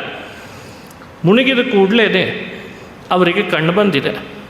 ಮೇಲೆದ್ದು ಬಂದಾಗ ಮೂವರು ಒಂದೇ ಥರದ ರೂಪದಲ್ಲೇ ಬಂದುಬಿಟ್ರಂತೆ. ದೇಹ ಜರ್ಜರಿತವಾಗಿತ್ತು ತಪಸ್ಸು ಮಾಡಿ ಚವನರದ್ದು. ಕೆರೆಯಲ್ಲಿ ಮುಳುಗಿ ಬಂದು ಎದ್ದು ಏಳ್ತಾರಲ್ಲ ಅಶ್ವಿನಿಗಳ ಜೊತೆಗೆ ನವಯೌವನಕ್ಕೆ ಬಂದಿದ್ದಾರೆ. ಸುಕನ್ಯೆಗೆ ಅನುಗುಣವಾದ ವರ ಹಾಗೆ ಮಾಡಿಬಿಟ್ರಂತೆ. ಅಶ್ವಿನಿಗಳು ಯೌವನಕ್ಕೆ ಬಂದು ಒಂದೇ ಥರದ ರೂಪದಲ್ಲಿ ಎದ್ದಿದ್ದಾರೆ. ಒಂದೇ ಥರದ ಕಣ್ಣು, ಒಂದೇ ಥರದ ಕಿವಿ, ಒಂದೇ ಥರದ ಮುಖ, ಒಂದೇ ಥರದ ನಗುವು. ಯೌವನದ ಈ ಮೂವರನ್ನು ನೋಡ್ತಾ ಇದ್ದಾಳೆ ಸುಕನ್ಯೆ. ಪರೀಕ್ಷೆ. ಸುಕನ್ಯೆ, ನಿಜವಾದ ನಿನ್ನ ಯಜಮಾನನ ನೀನು ಆರಿಸ್ಕೋ ಅಂತಂದ್ರಂತ. ಇದು ಏನು ವಿಚಿತ್ರ ನೋಡಿ. ಯಾರಿಗಾದರೂ ಹೀಗೆ ಹೇಳಿದರೆ ಏನು ಪರಿಸ್ಥಿತಿ ಲೋಕದಲ್ಲಿ. ತ್ರಿಬಲ್ ಪಾರ್ಟ್ ಅಂತ ಮಾಡಿರ್ತಾರಲ್ಲ, ಅಲ್ಲಲ್ಲಿ ನೋಡ್ತೇವೆ ತ್ರಿಬಲ್ ಪಾರ್ಟ್ ಇದ್ದ ಹಾಗೆ. ಒಂದೇ ಥರದವರನ್ನು ನೋಡಿದರೆ ಸುಕನ್ಯೆಯ ಬುದ್ಧಿವಂತಿಕೆಯನ್ನು ಹೇಳ್ತದೆ ಭಾಗವತ. ಅವಳ ತಿಳುವಳಿಕೆ ಎಷ್ಟು ದೊಡ್ಡದು ಅಂತ. ಸುಕನ್ಯೆ ಮೂವರನ್ನು ದಿಟ್ಟಿಸಿ ನೋಡ್ತಾಳೆ, ಕಣ್ಣಿಗೆ ಕಣ್ಣಿಡ್ ನೋಡ್ತಾಳೆ. ಮಧ್ಯದಲ್ಲಿರೋವನು ನನ್ನ ಯಜಮಾನ ಅಂತ ಗುರುತಿಸ್ತಾಳಂತ. ಕಾರಣ, ಮನುಷ್ಯರಿಗೂ ದೇವತೆಗಳಿಗೂ ಕೆಲವು ಅಂತರಗಳಿರ್ತವೆ. ಆ ಅಂತರಗಳಲ್ಲಿ ಇದು ಒಂದು. ಕಣ್ಣು ಮನುಷ್ಯರದು ಯಾವಾಗಲೂ ರೆಪ್ಪೆ ಬಡಿತದೆ, ದೇವತೆಗಳದ್ದು ಯಾವಾಗಲೂ ಬೆಳೆಯೋದು ಅಂತಿಲ್ಲ. ಹಾಗಾಗಿ ದೇವತೆಗಳಿಗೆ ಅನಿಮಿಷ ಅಂತ ಹೆಸರಂತ. ದೇವಾಹ ಅನಿಮಿಷ ಪ್ರೋಕ್ತಾಹ, ಅನಿಮಿಷ ಅಂತ ಕರೀತಾರೆ. ರೆಪ್ಪೆ ಬಡಿತ ಅವರಿಗೆ ಪದೇ ಪದೇ ಇಲ್ಲ. ಮನುಷ್ಯರಿಗೆ ಹಾಗಲ್ಲ, ರೆಪ್ಪೆ ಬಡಿತ ಇದೆ. ಚ್ಯವನ್ ಋಷಿಗಳು ಮನುಷ್ಯರಂತೆ ಭೂಮಿಯಲ್ಲಿ ಬಂದವರು, ಋಷಿಗಳು ನಿಜ, ಆದರೆ ದೇವತೆಗಳಂತೂ ಅಲ್ಲ. ನೋಡಿ ಭಾಗವತ ಹೇಗೆ ಟ್ರೈನಿಂಗ್ ಕೊಡ್ತದೆ ಈ ಕಥೆ ಹೇಳಿ. ಒಂದೊಂದು ಕಥೆ ಹೇಳ್ತಾನೇ ಭಾಗವತ. ದೈವ ಅಂದರೆ ಯಾರು, ಮನುಷ್ಯರು ಅಂದರೆ ಹೇಗಿರ್ತಾರೆ, ಈ ತಿಳುವಳಿಕೆನೂ ಕೊಡಬೇಕು. ಸುಕನ್ಯೆ ಕಥೆನೂ ಹೇಳ್ದಾಗಿರಬೇಕು. ಭಾಳ ಅದ್ಭುತ ಭಾಗವತ. ಆಗ ಅವಳು ಕಂಡುಕೊಂಡ್ಳು, ಅದು ನಿಜವೂ ಆಗಿತ್ತು. ಅವಳನ್ನು ಹರಿಸಿ ಚ್ಯವನರಿಗೆ ನೀವು ಕೊಟ್ಟ ಮಾತನ್ನು ನಮಗೆ ನಡೆಸಬೇಕು ಅಂತ ಒಂದು ಮಾತನ್ನು ಕಿವಿಯಲ್ಲಿ ಹೇಳಿ ಅಶ್ವಿನಿಗಳು ಅಲ್ಲಿಂದ ಹೊರಟ್ರಂತೆ. ಏನಾಗಿದೆ ಅಲ್ಲಿ ರಹಸ್ಯ ಅಂತ ಭಾಗವತ ಹೇಳ್ತದೆ. ಸರಿ, ಕಣ್ಣು ಬಂದಾಯಿತು. ಕಣ್ಣು ಬಂದ ಮೇಲೆ ಚ್ಯವನರು ಹೇಳ್ತಾರೆ, ಸುಕನ್ಯೆ, ಇಂದಲ್ಲ ನಾಳೆ ನಾವು ಅಶ್ವಿನಿಗಳಿಗೆ ಕೊಟ್ಟ ಮಾತನ್ನು ಪೂರ್ಣ ಮಾಡಬೇಕು ಅಂತಾರೆ. ಏನು ಮಾತದು ಅಂತ ಮುಂದೆ ಬರ್ತದೆ ಈಗ. ಏನು ಮಾತು ಕೊಟ್ಟಿದ್ರು? ಚ್ಯವನ್ ಋಷಿಗಳೂ ಒಂದು ಮಾತು ಕೊಟ್ರಂತೆ ಅಶ್ವಿನಿಗಳಿಗೆ.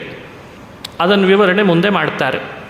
ಕೆಲವು ದಿನಗಳು ಕಳೆದ ಮೇಲೆ ಯೌವನದ ರೂಪ ಬಂದಿದೆ. ಯೌವನದಲ್ಲಿ ಸುಕನ್ಯೆ ಇದ್ದಾಳೆ. ಹಣ್ಣಣ್ಣು ಮುದುಕರಾದವರು ಯೌವನರಾಗಿಬಿಟ್ರು. ಸುಕನ್ಯೆ ಯಜಮಾನ ಚ್ಯವನ ಭೋಗದ ಜೀವನವೂ ನಡೆಸ್ತಾರೆ, ಕರ್ಮದ ಜೀವನವನ್ನೂ ನಡೆಸ್ತಾರೆ ಅಂತದೆ ಭಾಗವತ. ಹಾಗಾಗಿ ಭಾಗವತ ಧರ್ಮದ ಆಚರಣೆಯ ಹೆಸರಿನಲ್ಲಿ ಮನುಷ್ಯರ ಸುಖಭೋಗವನ್ನು ಕಿತ್ತುಕೊಳ್ತದೆ ಅನ್ನೋದು ತಪ್ಪು. ಕೆಲವರು ತಿಳಿದಿದ್ದಾರೆ. ನಿಮ್ಮ ಪುರಾಣ ಎಲ್ಲ ಕೇಳಿ ಕೇಳಿದವರೆಲ್ಲ ಮನೆಗೆ ಬರೋದು ಬಿಟ್ಟು ಹೋಯಿತು. ಇದು ದೊಡ್ಡಿಸ್ತಿಕೆ ಅಲ್ಲ. ಪುರಾಣ ಹೇಳಿ ಮನುಷ್ಯರನ್ನು ಮನೆಗೆ ಹೋಗದೇ ಇರೋಂಗೆ ಮಾಡೋದು ಅಲ್ಲ. ಮನುಷ್ಯ ವಿವಾಹ ಮಾಡಿಕೊಳ್ಳದೇ ಇರೋದು ಅಲ್ಲ. ಮಕ್ಕಳನ್ನು ಪಡಿದೇ ಇರೋದು ಅಲ್ಲ. ಸುಖಭೋಗಗಳನ್ನು ದೂರ ಮಾಡೋದು ಅಲ್ಲ. ಅದು ವೈರಾಗ್ಯವೇ ಅಲ್ಲ. ಮನುಷ್ಯ ಎಲ್ಲರ ಮಧ್ಯದಲ್ಲಿದ್ದು ಎಲ್ಲರಂತೆ ಇದ್ದು ಭಾಗವತವನ್ನು ಚೆನ್ನಾಗಿ ಆಚರಣೆ ಮಾಡಬೇಕು. ಎಂಥ ಅದ್ಭುತ ಈ ಕಥೆ. ಸುಖಭೋಗದ ಜೀವನ ನಡೆಸ್ತಿದ್ದಾರೆ. ಯಜ್ಞ ಯಾಗ ಸಮಯಕ್ಕೆ ತಪಸ್ಸು ಎಲ್ಲ ಮಾಡ್ತಿದ್ದಾರೆ. ಶರ್ಯಾತಿ ಬಂದ. ಯಜ್ಞಶಾಲೆಯಲ್ಲಿ ಆಹುತಿ ಹಾಕ್ತಾ ಇದ್ದ ಸುಕನ್ಯೆಯ ಯಜಮಾನ ಚ್ಯವನರನ್ನು ಕಂಡ ಅಳಿಯ ಅಂತ ಪತ್ತೆ ಹಚ್ಚಲಿಕ್ಕಾಗಲಿಲ್ಲ. ವಿವಾಹ ಮಾಡಿಕೊಡುವಾಗ ಧಾರೆ ಎರೆದು ಕೊಡುವಾಗೆಲ್ಲ ಫೋಟೋಗ್ರಾಫರ್ಸನ್ನು ಕರೆಸಿದ್ದ ಆತನು. ಹಣ್ಣಣ್ಣು ಮುದುಕನಿಗೆ ಕೊಟ್ಟಿದ್ದಿತ್ತು. ಇದು ಯಾರೋ ನವಯುವಕ ಬಂದಿದ್ದಾನೆ ಅಂತ. ನನ್ನ ಮಗಳು ಯೌವನದಲ್ಲಿದ್ದವಳು ಬ್ರಹ್ಮಜ್ಞಾನಿಗಳಿಗೆ ಕೊಟ್ಟು ಮದುವೆ ಮಾಡಿಸಿದ್ದೆ, ಪರಪುರುಷರನ್ನು ಕಟ್ಕೊಂಡ್ಲೋ ಏನೋ ಅಂತ ಸಿಟ್ಟು ಬಂತಂತವನಿಗೆ. ಯಜ್ಞಶಾಲೆಯಲ್ಲಿ ಅಳಿಯನನ್ನು ಮಾತೇ ಆಡಿಸ್ಲಿಲ್ಲ. ನೇರ ಮನೆಗೆ ಬಂದು ಬೈಲಿಕ್ಕೆ ಪ್ರಾರಂಭ ಮಾಡಿದ. ಅನ್ಯಾಯ ಮಾಡಿಬಿಟ್ಟಲ್ಲಿ ಸುಕನ್ಯೆ, ನಿನ್ನ ಕುಲ ನನ್ನ ಕುಲ ಎರಡನ್ನೂ ನಾಶ ಮಾಡಿದಿ. ನಿನ್ನ ಕುಲ ಅಂದರೆ ನಿನ್ನ ಯಜಮಾನನ ಕುಲವನ್ನು ನಾಶ ಮಾಡಿದಿ, ನನ್ನ ಕುಲನೂ ನಾಶ ಮಾಡಿದಿ ಅಂತ ಬೈಗಳಿಂದ ಬೈತಾ ಇದ್ದಾನೆ. ಬೈಸ್ಕೊಳ್ಳೋ ತನಕ ಸುಮ್ಮನಿದ್ದಾಳು ಅವಳು. ಆಮೇಲೆ ಹೇಳ್ತಾಳೆ, ಅಪ್ಪ ನಾನು ಯಾರ ಕುಲ ಹಾಳು ಮಾಡಿಲ್ಲ, ನೀನು ಯಾಕಿಷ್ಟು ಸಿಟ್ಟಾಗಿದ್ದಿ? ಯಜ್ಞಶಾಲೆಯಲ್ಲಿ ಕಂಡವನು ಪರಪುರುಷನಲ್ಲ, ನಿನ್ನ ಅಳಿಯನೇ ಹಾಗಾಗಿದ್ದಾನೆ ಅಂತ ಹೇಳಿದ್ಲಂತೆ. ಭಾರಿ ಆನಂದ ಆಯಿತು. ನಡೆದಂಥ ಕಥೆ ಹೇಳಿದರೆ ಭಾರಿ ಆನಂದ ಪಟ್ಬಿಟ್ಟು. ಇದಲ್ವೇ ಇಂಥ ಕಥೆ ನಮಗೆ ಇವತ್ತು ಸಂದೇಶವಾಹಕ. ಇದಕ್ಕೆ ಇವತ್ತು ಇಂಗ್ಲೀಷ್ನಲ್ಲಿ ಮೋಟಿವೇಶನ್ ಅಂತ ಕರೀತಾರಲ್ಲ, ಇಂಥವೆಲ್ಲ ಸ್ಪೀಚ್ ಕೊಟ್ಟರೆ ಮೋಟಿವೇಶನ್ ಸ್ಪೀಚ್ ಅಂತ ಕರಿಬೇಕು. ಹಣ್ಣು ಮುದುಕನನ್ನು ಹೆಣ್ಣು ತನ್ನ ಶಕ್ತಿಯಿಂದ ಯುವಕನನ್ನು ಮಾಡುತ್ತದೆ ಅಂದರೆ ಯಾವುದಾದ್ರೂ ವಿಜ್ಞಾನ ಕಂಡುಹಿಡಿದದ ಇದನ್ನು? ನೀವು ಇನ್ನೊಬ್ಬರ ಕಣ್ಣನ್ನು ಕತ್ತರಿಸಿ ಇನ್ನೊಂದು ಕಣ್ಣಿಗೆ ಆಪರೇಷನ್ ಮಾಡಬಲ್ರಿ. ಕಣ್ಣೇ ಹೋದವನಿಗೆ ಇನ್ನೊಬ್ಬರ ಕಣ್ಣು ತರದೆ ಹಾಗೆ ಕಣ್ಣು ತರಿಸುವ ಶಕ್ತಿ ನಿಮ್ಮ ಹತ್ರ ಇದೆನಾ? ಹಣ್ಣು ಮುದುಕನಾದವನನ್ನು ದೇಹದಿಂದ ಮನಸ್ಸಿನಿಂದ ಪುನಃ ಯೌವನಕ್ಕೆ ತರಿಸುವ ಶಕ್ತಿ ನಿಮ್ದು ಯಾವುದಾದ್ರೂ ಈಗೇನೋ ಕಂಡು ಹಿಡಿಲಿಕ್ಕೆ ಸಾಧ್ಯವಾಗಿದೆನಾ? ಎಲ್ಲ ನಮ್ಮ ಕೈಯಲ್ಲಿದೆ ಅಂತ ಅಂತಿದ್ದೇವಲ್ಲ ಇವತ್ತು ಸಮಾಜದಲ್ಲಿ. ಅಲ್ಲ, ಸ್ವಲ್ಪ ಬಿಳಿಯಾದ ಕೂದಲು ಬೇಕಂದರೆ ಕಪ್ಪಾಗಲಿಕ್ಕೆ ಏನಾದರೂ ಒಂದು ಟ್ರೀಟ್ಮೆಂಟ್ ಕೊಡ್ತಿದ್ದಾರೆ. ಈಗಂತೂ ಕೂದಲೇ ಬೆಳಿಲಿಲ್ಲ ಅಂದರೂ ಬೆಳೆಸ್ತೇವೆ ಅಂತ ಒಂದು ಹಠ ಮಾಡ್ತಿದ್ದಾರೆ. ಭಾಳ ದೊಡ್ಡ ದೊಡ್ಡ ಕಂಪ್ನಿಗಳು ಹುಟ್ಕೊಂಡಿದ್ದಾವೆ ಈಗ. ನಿಮ್ಮ ಕೂದಲು ಬೆಳೆಯಲ್ವಾ, ನಾವು ಬೆಳೆಸ್ತೇವೆ ಅಂತ. ಭೂಮಿಯಲ್ಲಿ ಬೆಳೆ ಬೆಳೀತಾರೋ ಇಲ್ಲೋ, ತಲೆಯಲ್ಲಿ ಕೂದಲು ಬೆಳೆಸೋ ಸಾಹಸ ಭಾರಿ ಮಾಡ್ತಿದ್ದಾರೆ ಈಗ. ಏನೇನೋ ನಡೆದಿದೆ ಅಂತೂ ಪ್ರಪಂಚದಲ್ಲಿ.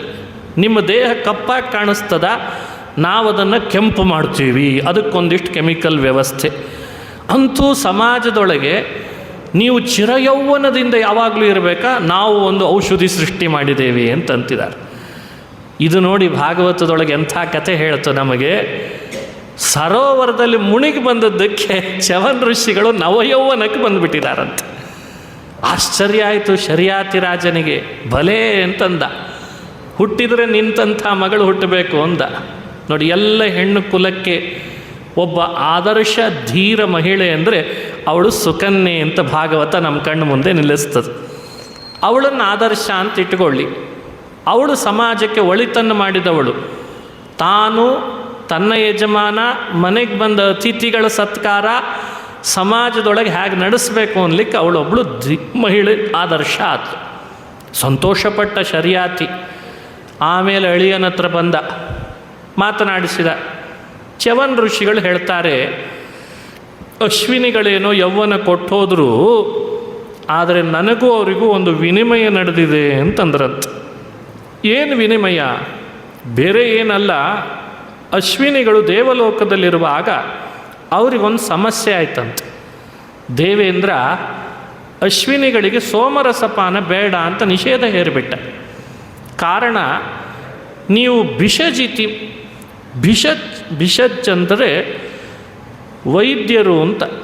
ನೀವು ವೈದ್ಯರು ದೇವಲೋಕದಲ್ಲಿ, ನಿಮಗೆ ಸೋಮರಸ ಯಾಕೆ ಬೇಕು? ನಾವೆಲ್ಲ ಸೋಮರಸ ಪಾನ ಮಾಡ್ತೇವೆ, ನಿಮಗೆ ಬೇಡ ಅಂತ ಸೋಮರಸದಿಂದ ಅವರಿಗೆ ನಿಷೇಧ ಹೇರಿಬಿಟ್ಟ. ಆಗ ಅಶ್ವಿನಿಗಳಂತಾರೆ ಇಂದ್ರನಿಗೆ, ಇಂದ್ರ, ನಿಮಗೆಲ್ಲ ಇಟ್ಕೊಂಡು ನಮ್ಮನ್ನು ಮಾತ್ರ ಬೇಡ ಅಂದರೆ ಹೇಗೆ? ನಾವು ಅದನ್ನು ಹ್ಯಾಕೆ ಕುಡಿಬೇಕೋ ನಮಗೆ ಗೊತ್ತು, ಕುಡಿತೇವೆ ಅಂದ್ರಂತ. ಮೇಲಿನಿಂದ ಅವರು ಚ್ಯವನ್ ಮನೆಗೆ ಬಂದಿದ್ದಾರೆ. ಚ್ಯವನ್ ಋಷಿಗಳಿಗೆ ಹೇಳಿದರು, ನಿಮಗೆ ಕಣ್ಣು ಕೊಡ್ತೇವೆ, ಯೌವನನೂ ಕೊಡ್ತೇವೆ, ನೀವು ಮಾತ್ರ ನಮಗೆ ಯಜ್ಞದಲ್ಲಿ ಆಗುವಾಗ ಸೋಮರಸ ಕುಡಿಸ್ಬೇಕು ಅಂತ ಕೇಳಿದ್ರಂತೆ. ಚ್ಯವನ್ರು ಆಗಲಿ ಅಂತ ಒಪ್ಪಿಬಿಟ್ರು. ಶರ್ಯಾತಿ ಮುಂದೆ ಈ ವಿನಿಮಯದ ಕಥೆ ಹೇಳಿದಾಗ ಶರ್ಯಾತಿ ಅಂದ, ಸೋಮರಸ ಪಾನಕ್ಕೆ ಮಾಡಬೇಕಾದ ಯಾಗ ನನ್ನ ಮನೆಯಲ್ಲಾಗಲಿ ಅಂತಂದ. ರಾಜ ಅವನಿಗೇನು ಕಡಿಮೆ, ವೈದಿಕರು ಪಾಪ ಚ್ಯವನ್ ಋಷಿಗಳು, ಖರ್ಚು ಮಾಡಬೇಕಷ್ಟು ಸುಲಭ ಅಲ್ಲ ಅದು. ಮಾವನ ಮನೆಗೆ ಅಳಿಯ ಬಂದ ಮಗಳನ್ನು ಕರ್ಕೊಂಡು. ವ್ಯವಸ್ಥೆ ಮಾಡಿದ್ದ ಮಾವ. ಭಾರೀ ಯಾಗ ನಡೀತು. ಯಾಗದಲ್ಲಿ ಸೋಮರಸ ಪಾನಕ್ಕೆ ದೇವತೆಗಳನ್ನು ಆಹ್ವಾನಿಸಿದರು ಚ್ಯವನ್ರು. ಒಬ್ಬೊಬ್ಬ ದೇವತೆ ಬಂದರು. ಇಂದ್ರ ಬಂದ, ಸೂರ್ಯ ಬಂದ, ಚಂದ್ರ ಬಂದ. ಅಶ್ವಿನಿಗಳ ಸರದಿ ಬಂತು. ಅಶ್ವಿನಿಗಳ ಮಂತ್ರ ಹೇಳಿ ಅವರನ್ನು ಸೋಮರಸಕ್ಕೆ ಅಂತ ಆಹ್ವಾನಿಸಿದ್ದಾರೆ. ಅವರೂ ಬಂದಿದ್ದಾರೆ. ಇಂದ್ರ ಬಂದ ತಡಿಲಿಕ್ಕೆ. ಚ್ಯವನ್ರೇ, ಅವರಿಬ್ಬರಿಗೇನಾದರೂ ಸೋಮರಸ ಕೊಟ್ಟರೆ ವಜ್ರಾಯುಧ ತಲೆ ಮೇಲೆ ಬೀಳುತ್ತದೆ ಅಂದ. ಹಂತುಮಭ್ಯದ್ರವತ್ ಹಂತುಂ ತಮಾದದೆ ವಜ್ರಂ ಸದ್ಯೋ ಮನ್ಯುರಮರ್ಷಿತಃ. ನಿಮ್ಮ ತಲೆ ಮೇಲೆ ವಜ್ರ ಬೀಳ್ತದೆ, ಸತ್ತೋಗ್ತೀರಿ ಚ್ಯವನ್ರೆ ಅಂತ ಹೆದರಿಸಿದ. ಚ್ಯವನರ ತಪಶಕ್ತಿ ಅದೇ ಬ್ರಹ್ಮಜ್ಞಾನದ ಶಕ್ತಿ. ಆಗ ಸವಜ್ರಂ ಸ್ತಂಭಯಾಮಾಸ ಭುಜಮಿಂದ್ರಸ್ಯ ಭಾರ್ಗವ. ಭಾರ್ಗವ ಸವಜ್ರಂ ಸ್ತಂಭಯಾಮಾಸ.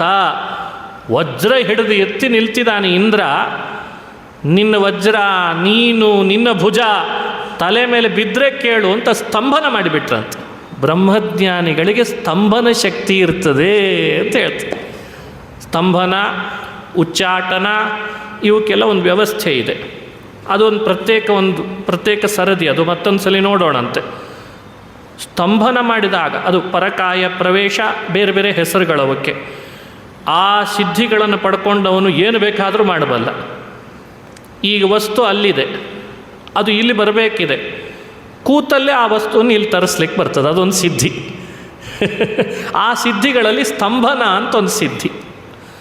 ಜಲಸ್ತಂಭನ, ಅಗ್ನಿಸ್ತಂಭನ, ವಸ್ತುಸ್ತಂಭನ ಅಂತ ಸ್ತಂಭನಗಳ ವ್ಯವಸ್ಥೆ. ಅದರಲ್ಲಿ ವಜ್ರ ಸಹಿತವಾಗಿ ಇವನ ಭುಜ ಸ್ತಬ್ಧಗೊಳಿಸ್ಬಿಟ್ರು. ಕರೆದ್ರು ಅಶ್ವಿನಿಗಳು. ಇಂದ್ರನ ಸಮಕ್ಷಮದಲ್ಲೇನೆ ಸೋಮರಸ ಕೊಟ್ಟು ಅಶ್ವಿನಿಗಳಿಗೆ ತೃಪ್ತರನ್ನು ಮಾಡಿ, ನಿಮಗೆ ಕೊಟ್ಟ ಮಾತನ್ನ ಸತ್ಯ ಮಾಡಿದ್ದೇನೆ ಅಂತಂದ್ರಂತೆ ಚ್ಯವನ ಋಷಿಗಳು. ಹೀಗೆ ಸತ್ಯಗೊಳಿಸಿದರೆ ಆನಂದ ಪಡ್ತಾರೆ ಅಶ್ವಿನಿಗಳು, ಆನಂದ ಪಡ್ತಾರೆ, ಬಹಳ ಸಂತೋಷದಿಂದ ಹರಿಸಿ ಹೋಗ್ತಾರೆ ಅವರಿಬ್ಬರನ್ನು ಅನ್ನೋ ಚರಿತ್ರೆ ಭಾಗವತದಲ್ಲಿ ಬರ್ತದೆ. ಏನು ಈ ಚರಿತ್ರೆಯ ಸಂದೇಶ? ಬಹುಮುಖವಾಗಿ ನೋಡಬಹುದು. ಒಂದೆರಡು ಅಂಶ ನಿಮ್ಮ ಜೊತೆಗೆ ಸದ್ಯ ಹಂಚಿಕೊಂಡಿರ್ತೇನೆ. ಸಮಯ ಎಷ್ಟಿರ್ತದೋ ಅದಕ್ಕೆ ಅನುಗುಣ ಅನುಸಂಧಾನ ಮಾಡಿರೋಣ. ಒಂದು, ಅತಿಥಿ ಸತ್ಕಾರಕ್ಕಿರುವಂತಹ ಎಷ್ಟು ಫಲ ಅನ್ನಲಿಕ್ಕೂ ಇದೊಂದು ಚರಿತ್ರೆ. ಮನೆಯಲ್ಲಿ ಮನುಷ್ಯ ಅತಿಥಿಗಳನ್ನು ದೇವರಂತೆ ಕಾಣಬೇಕು. ಅತಿಥಿ ದೇವೋಭವ ಅಂತ ವೇದವೇ ನಮಗೆ ಶಾಸನ ಮಾಡಿಬಿಟ್ಟಿದೆ. ಹಾಗಾಗಿ ಅತಿಥಿಗಳನ್ನು ಅಗೌರವದಿಂದ ಕಾಣಬಾರ್ದು.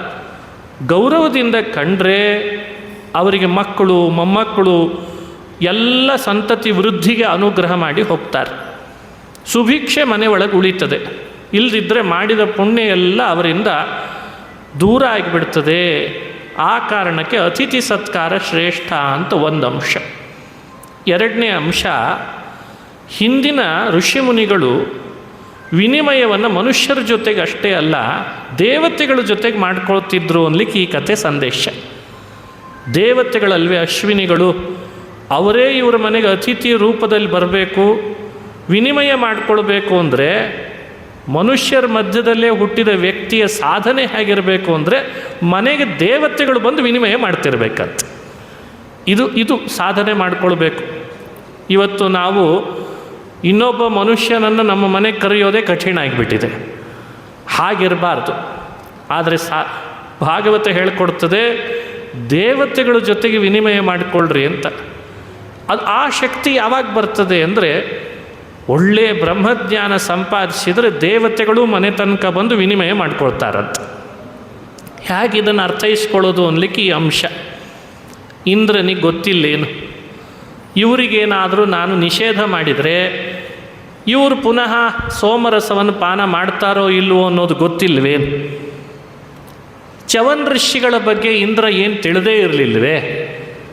ಎಲ್ಲ ಗೊತ್ತಿತ್ತು ಇಂದ್ರನಿಗೆ. ಆದರೂ ಅಶ್ವಿನಿಗಳಿಗೆ ಸೋಮರಸವನ್ನು ಯಾಕೆ ನಿಷೇಧ ಮಾಡಿದ ಅಂದರೆ, ಮುಂದೆ ಚ್ಯವನರಿಂದ ಕುಡಿಲಿ ಇವರು ಅಂಥೇಳೇ ಮಾಡಿದ ಅಂತ ಅರ್ಥ. ನಾನಿಲ್ಲಿ ನಿಷೇಧ ಮಾಡಿದರೆ ಅಶ್ವಿನಿಗಳು ಚ್ಯವನ ಋಷಿಗಳ ಮನೆಗೆ ಹೋಗ್ತಾರೆ. ಅವರಿಗೆ ಕಣ್ಣು ಬರಬೇಕಿದೆ, ಯೌವನ ಬರಬೇಕಿದೆ. ಯಾಕಂದರೆ ಸುಕನ್ಯೆಯ ಭಕ್ತಿ ಅಂಥದ್ದು. ಸುಕನ್ಯೆಯ ಭಕ್ತಿಗೆ ಚ್ಯವನರಿಗೆ ಕಣ್ಣು ಯೌವನ ಬರಬೇಕು, ಅವಳಿಗೆ ಉಪಯೋಗ ಆಗ್ತದೆ. ಅಶ್ವಿನಿಗಳಿಗೆ ಸೋಮರಸವನ್ನು ಪಾನನೂ ಮಾಡಿಸೋ ಹಾಗಾಗಿರಬೇಕು. ಶಕ್ತಿ ಯಾವುದ್ರದ್ದು ಅಂತ ಜಗತ್ತಿಗೆ ತಿಳಿಸ್ಬೇಕು. ಚ್ಯವನರ ಬ್ರಹ್ಮಜ್ಞಾನದ ಶಕ್ತಿ ಅಂಥದ್ದು ಅಂತ ಜಗತ್ತಿಗೆ ತಿಳಿಸ್ಬೇಕು. ಓಂ ಪುರುಷಾರ್ಥೋ ಅತಃಶಬ್ದಾದಿತಿ ಬಾದರಿಹಿ ಅಂತ ಬ್ರಹ್ಮಸೂತ್ರ. ಜ್ಞಾನದ ಸಾಮರ್ಥ್ಯವನ್ನು ಹೆಚ್ಚೆಚ್ಚು ಪ್ರಪಂಚಕ್ಕೆ ಪ್ರಕಾಶಗೊಳಿಸಿದಾಗ ಮನುಷ್ಯ ಸಂಪಾದಿಸಿದರೆ ಇಂಥ ಜ್ಞಾನ ಪಡಿಬೇಕು ಅಂತ ಆಸೆ ಹುಟ್ಟುತ್ತದೆ. ಜ್ಞಾನದ ಸಾಮರ್ಥ್ಯನೇ ಪ್ರಕಾಶಗೊಳಿಸದೇ ಹೋದರೆ ಅದರಲ್ಲಿ ಯಾರೂ ಪ್ರವೃತ್ತಿ ಮಾಡಲ್ಲ.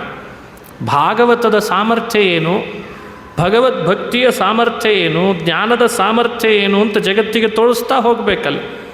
ಇವಾಗೆಲ್ಲ ಏನು ಮಾಡ್ತಾರೆ ಅಂದರೆ, ಸಿನಿಮಾ ನಟರ ಸಾಮರ್ಥ್ಯ ಜಗತ್ತಿಗೆಲ್ಲ ತೋರಿಸ್ತಾರೆ. ನೋಡಿದ್ರ ಎಂಥ ಕಾರ್ ಉಪಯೋಗಿಸ್ತಾ ಇದ್ದಾನೆ, ಎಷ್ಟು ದೊಡ್ಡ ಬಂಗಲೆ ಕಟ್ಟಿಸಿದ್ದಾನೆ, ಜೊತೆಗೆ ಆಳು ಎಷ್ಟಿದ್ದಾರೆ. ಹೀಗೆ ರಾಜಕೀಯ ವ್ಯಕ್ತಿಗಳು, ಸಿನಿಮಾ ನಟರು, ಅಂತೂ ಮಾಡಬಾರ್ದ ಕೆಲಸಗಳನ್ನು ಮಾಡಿ ಜೈಲಿಗೆ ಹೋಗಿ ಬಂದವರು, ಇವ್ರದ್ದೆಲ್ಲ ಸಾಮರ್ಥ್ಯ ತೋರಿಸ್ತಾರೆ.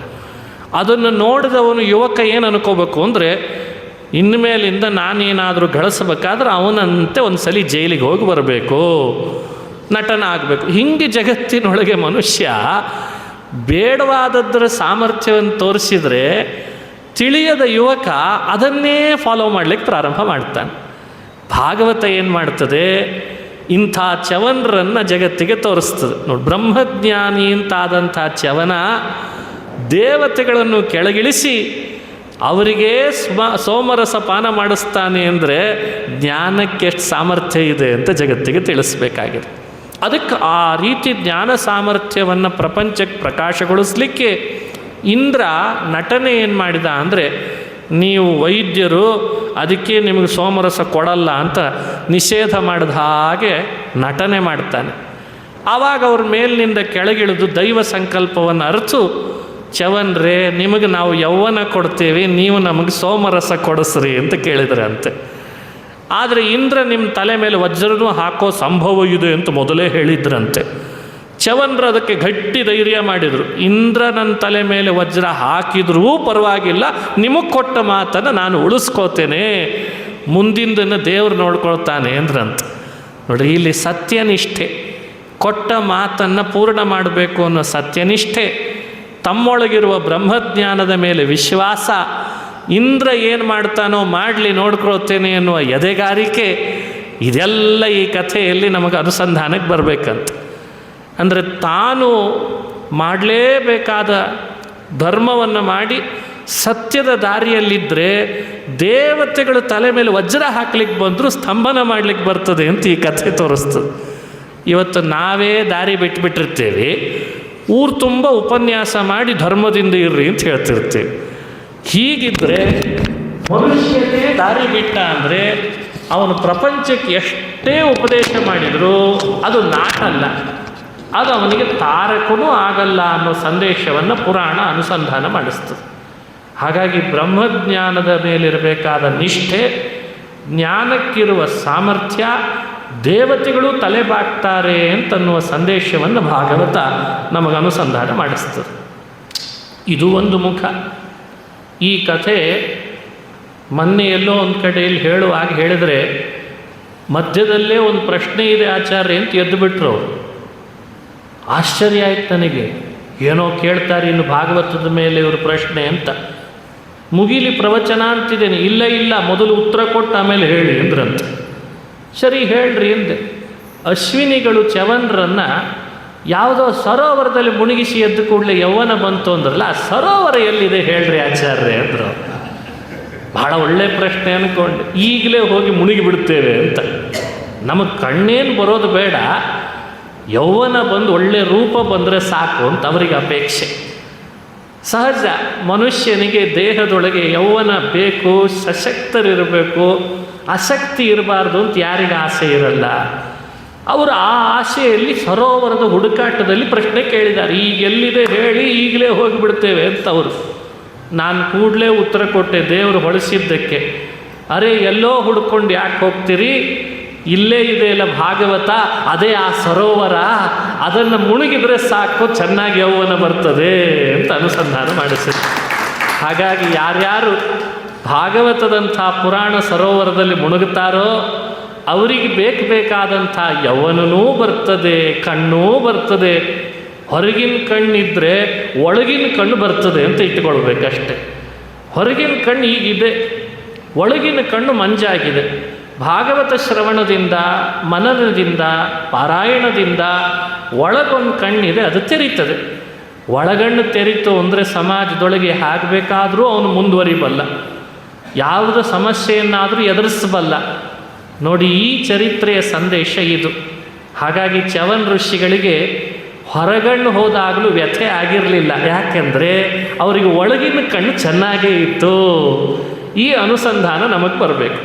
ಹಾಗಾಗಿ ಯಾರು ಭಾಗವತ ಧರ್ಮವನ್ನು ನಿಷ್ಠೆಯಿಂದ ಅನುಸಂಧಾನಕ್ಕೆ ಅನುಷ್ಠಾನಕ್ಕೆ ತರ್ತಾರೆ, ಭಾಗವತ ಪುರಾಣವನ್ನು ಮನನ ಮಾಡ್ತಾರೆ, ಆ ಕೆರೆಯಲ್ಲಿ ಮುಳುಗಿದ ಚ್ಯವನರಂತೆ ಅವರಿಗೆ ಒಳ ಹೊರಗೆ ಯೌವನ ಪ್ರಾಪ್ತಿ, ಒಳ ಹೊರಗಿನ ಕಣ್ಣು ತೆರೀತದೆ ಅನ್ನುವ ಸಂದೇಶವನ್ನು ಈ ಚರಿತ್ರೆ ನಮಗೆ ಅನುಸಂಧಾನ ಮಾಡಿಸ್ತದೆ. ಹೀಗೆ ಪ್ರತಿ ಕಥೆಗಳು ಅದ್ಭುತವಾಗಿ ನಮ್ಮ ಮುಂದೆ ಒಂದೊಂದು ರೀತಿಯಾಗಿ ನಮಗೆ ಸ್ಫೂರ್ತಿಯನ್ನು ಕೊಡ್ತಾ ಬರ್ತಾರೆ. ಎಂಥ ಚರಿತ್ರೆ ಚ್ಯವನರ ಕಥೆ. ಇದಾದ ಮೇಲೆ ನಾಭಾಗ ಅಂತ ಒಬ್ಬ, ನಾಭಾಗೋ ನಭಗ ಪತ್ಯಂ ಯಂ ತತಂ ಭ್ರಾತರ ಕವಿಂ. ಶರ್ಯಾತಿ ರಾಜನ ಸಂತತಿ, ವೈವಸ್ವತ ಮನುವಿನ ಸಂತತಿ ಬೆಳೀತು. ಅದರಲ್ಲಿ ನಭಗ ಅಂತ ಒಬ್ಬ, ನಭಗನ ಮಗನೇ ನಾಭಾಗ ಅಂತ ಒಬ್ಬ. ಅವನಿಗೆ ನಾಭಾಗ ಅಂತ ನಾಮ ಇತ್ತು. ಇಲ್ಲಿ ಹೇಳುವ ಅಂಶ ಹಾಗೆ, ನಾಭಾಗೋ ನಭಗಾಪತ್ಯಂ ಅಂತ. ಅವನಿಗೆ ಹೇಳಿದ್ದಂತೆ ತಂದೆ, ನೋಡು, ಯಾವ ಕಾರಣಕ್ಕೂ ನೀನು ಮಗ ಕೊನೆಯವನಾಗಿ ಹುಟ್ಟಿದಿ ಅಂತ ವ್ಯಥೆ ಪಡಬೇಡ. ಅವನು ಕೊನೆಯ ಮಗನಾಗಿದ್ದ, ರಾಜ್ಯದಲ್ಲಿ ಪಾಲು ಸಿಗಲಿಲ್ಲ, ಸಂಪತ್ತು ಸಿಗಲಿಲ್ಲ, ಅಧಿಕಾರ ಸಿಗಲಿಲ್ಲ. ಆದರೆ ವ್ಯಥೆ ಪಡಬೇಡ, ನಿನಗೂ ಅದು ಹೇಗೆ ಸಿಗಬೇಕೋ ದೇವರು ನಿನಗೆ ಕೊಡಿಸ್ತಾನೆ, ಅದನ್ನೇ ವಿಷಯ ಇಟ್ಕೊಂಡು ಕಲಹ ಮಾಡಿಕೊಳ್ಬೇಡ ಅಂತ ಹೇಳಿಬಿಟ್ಟಿದ್ದಂತೆ. ಅವನು ಬ್ರಹ್ಮಜ್ಞಾನಿ ಆಗಬೇಕು ಅಂತ ಪ್ರಯತ್ನ ಪಟ್ಟವನೇ, ಜ್ಞಾನಿನೇ ಆಗಿದ್ದ. ಸಂದರ್ಭ ಹೀಗೆ ಬಂತು, ಅಂಗಿರಸ ಅಂತ, ಅಂಗಿರಸರು ಒಂದು ಯಾಗ ಮಾಡ್ತಾ ಇದ್ದಾರೆ. ಯಾಗ ಮಾಡುವ ಸಮಯಕ್ಕೆ ಈ ತಂದೆ ಅವನಿಗೆ ಉಪದೇಶ ಮಾಡಿದ ನಾಭಾಗನಿಗೆ. ಅವರು ಯಾಗ ನಡೆಸಿದಾರಲ್ಲ, ಯಾಗದಲ್ಲಿ ಕೆಲವು ಮಂತ್ರಗಳನ್ನು ಅವರು ಮರೀತಾರೆ, ನಿನಗೆ ಆ ಮಂತ್ರ ಪರಿಚಯ ಇದೆ, ಅವ್ರಿಗೆ ಹೋಗಿ ಅದನ್ನು ನೆನಪಿಸು, ನಿನಗೆ ಸಿಗಬೇಕಾದ ಭಾಗ ಸಿಗ್ತದೆ ಅಂತ ಹೇಳಿದ್ದಂತೆ. ತಂದೆ ಮಾತಿನ ಮೇಲೆ ವಿಶ್ವಾಸ ನೋಡಿ. ಪಿತೃದೇವೋಭವ, ಮಾತೃದೇವೋಭವ, ಆಚಾರ್ಯ ದೇವೋಭವ ಅಂತ ನಾವು ವೇದದಲ್ಲಿ ಏನು ಶಿಕ್ಷಣ ಕೇಳ್ತೇವೆ, 9ನೇ ಸ್ಕಂದದಲ್ಲಿ ಆ ಎಲ್ಲ ಮಾತುಗಳಿಗೂ ಒಂದೊಂದು ಉದಾಹರಣೆ ಇದೆ. ಮಾತೃದೇವೋಭವ ಅಂತಲಿಕ್ಕೆ ಪರಶುರಾಮನ ಕಥೆಯನ್ನು ಹೇಳ್ತಾರೆ 9ನೇ ಸ್ಕಂದದಲ್ಲಿ. ಪಿತೃದೇವೋಭವ ಅನ್ನಲಿಕ್ಕೆ ನಾಭಾಗನ ಕಥೆ ಅಂತ ಅರ್ಥ. ಅತಿಥಿ ದೇವೋಭವ ಅನ್ನಲಿಕ್ಕೆ ಸುಕನ್ಯೆಯ ಕಥೆ ಅಂತ ಅರ್ಥ.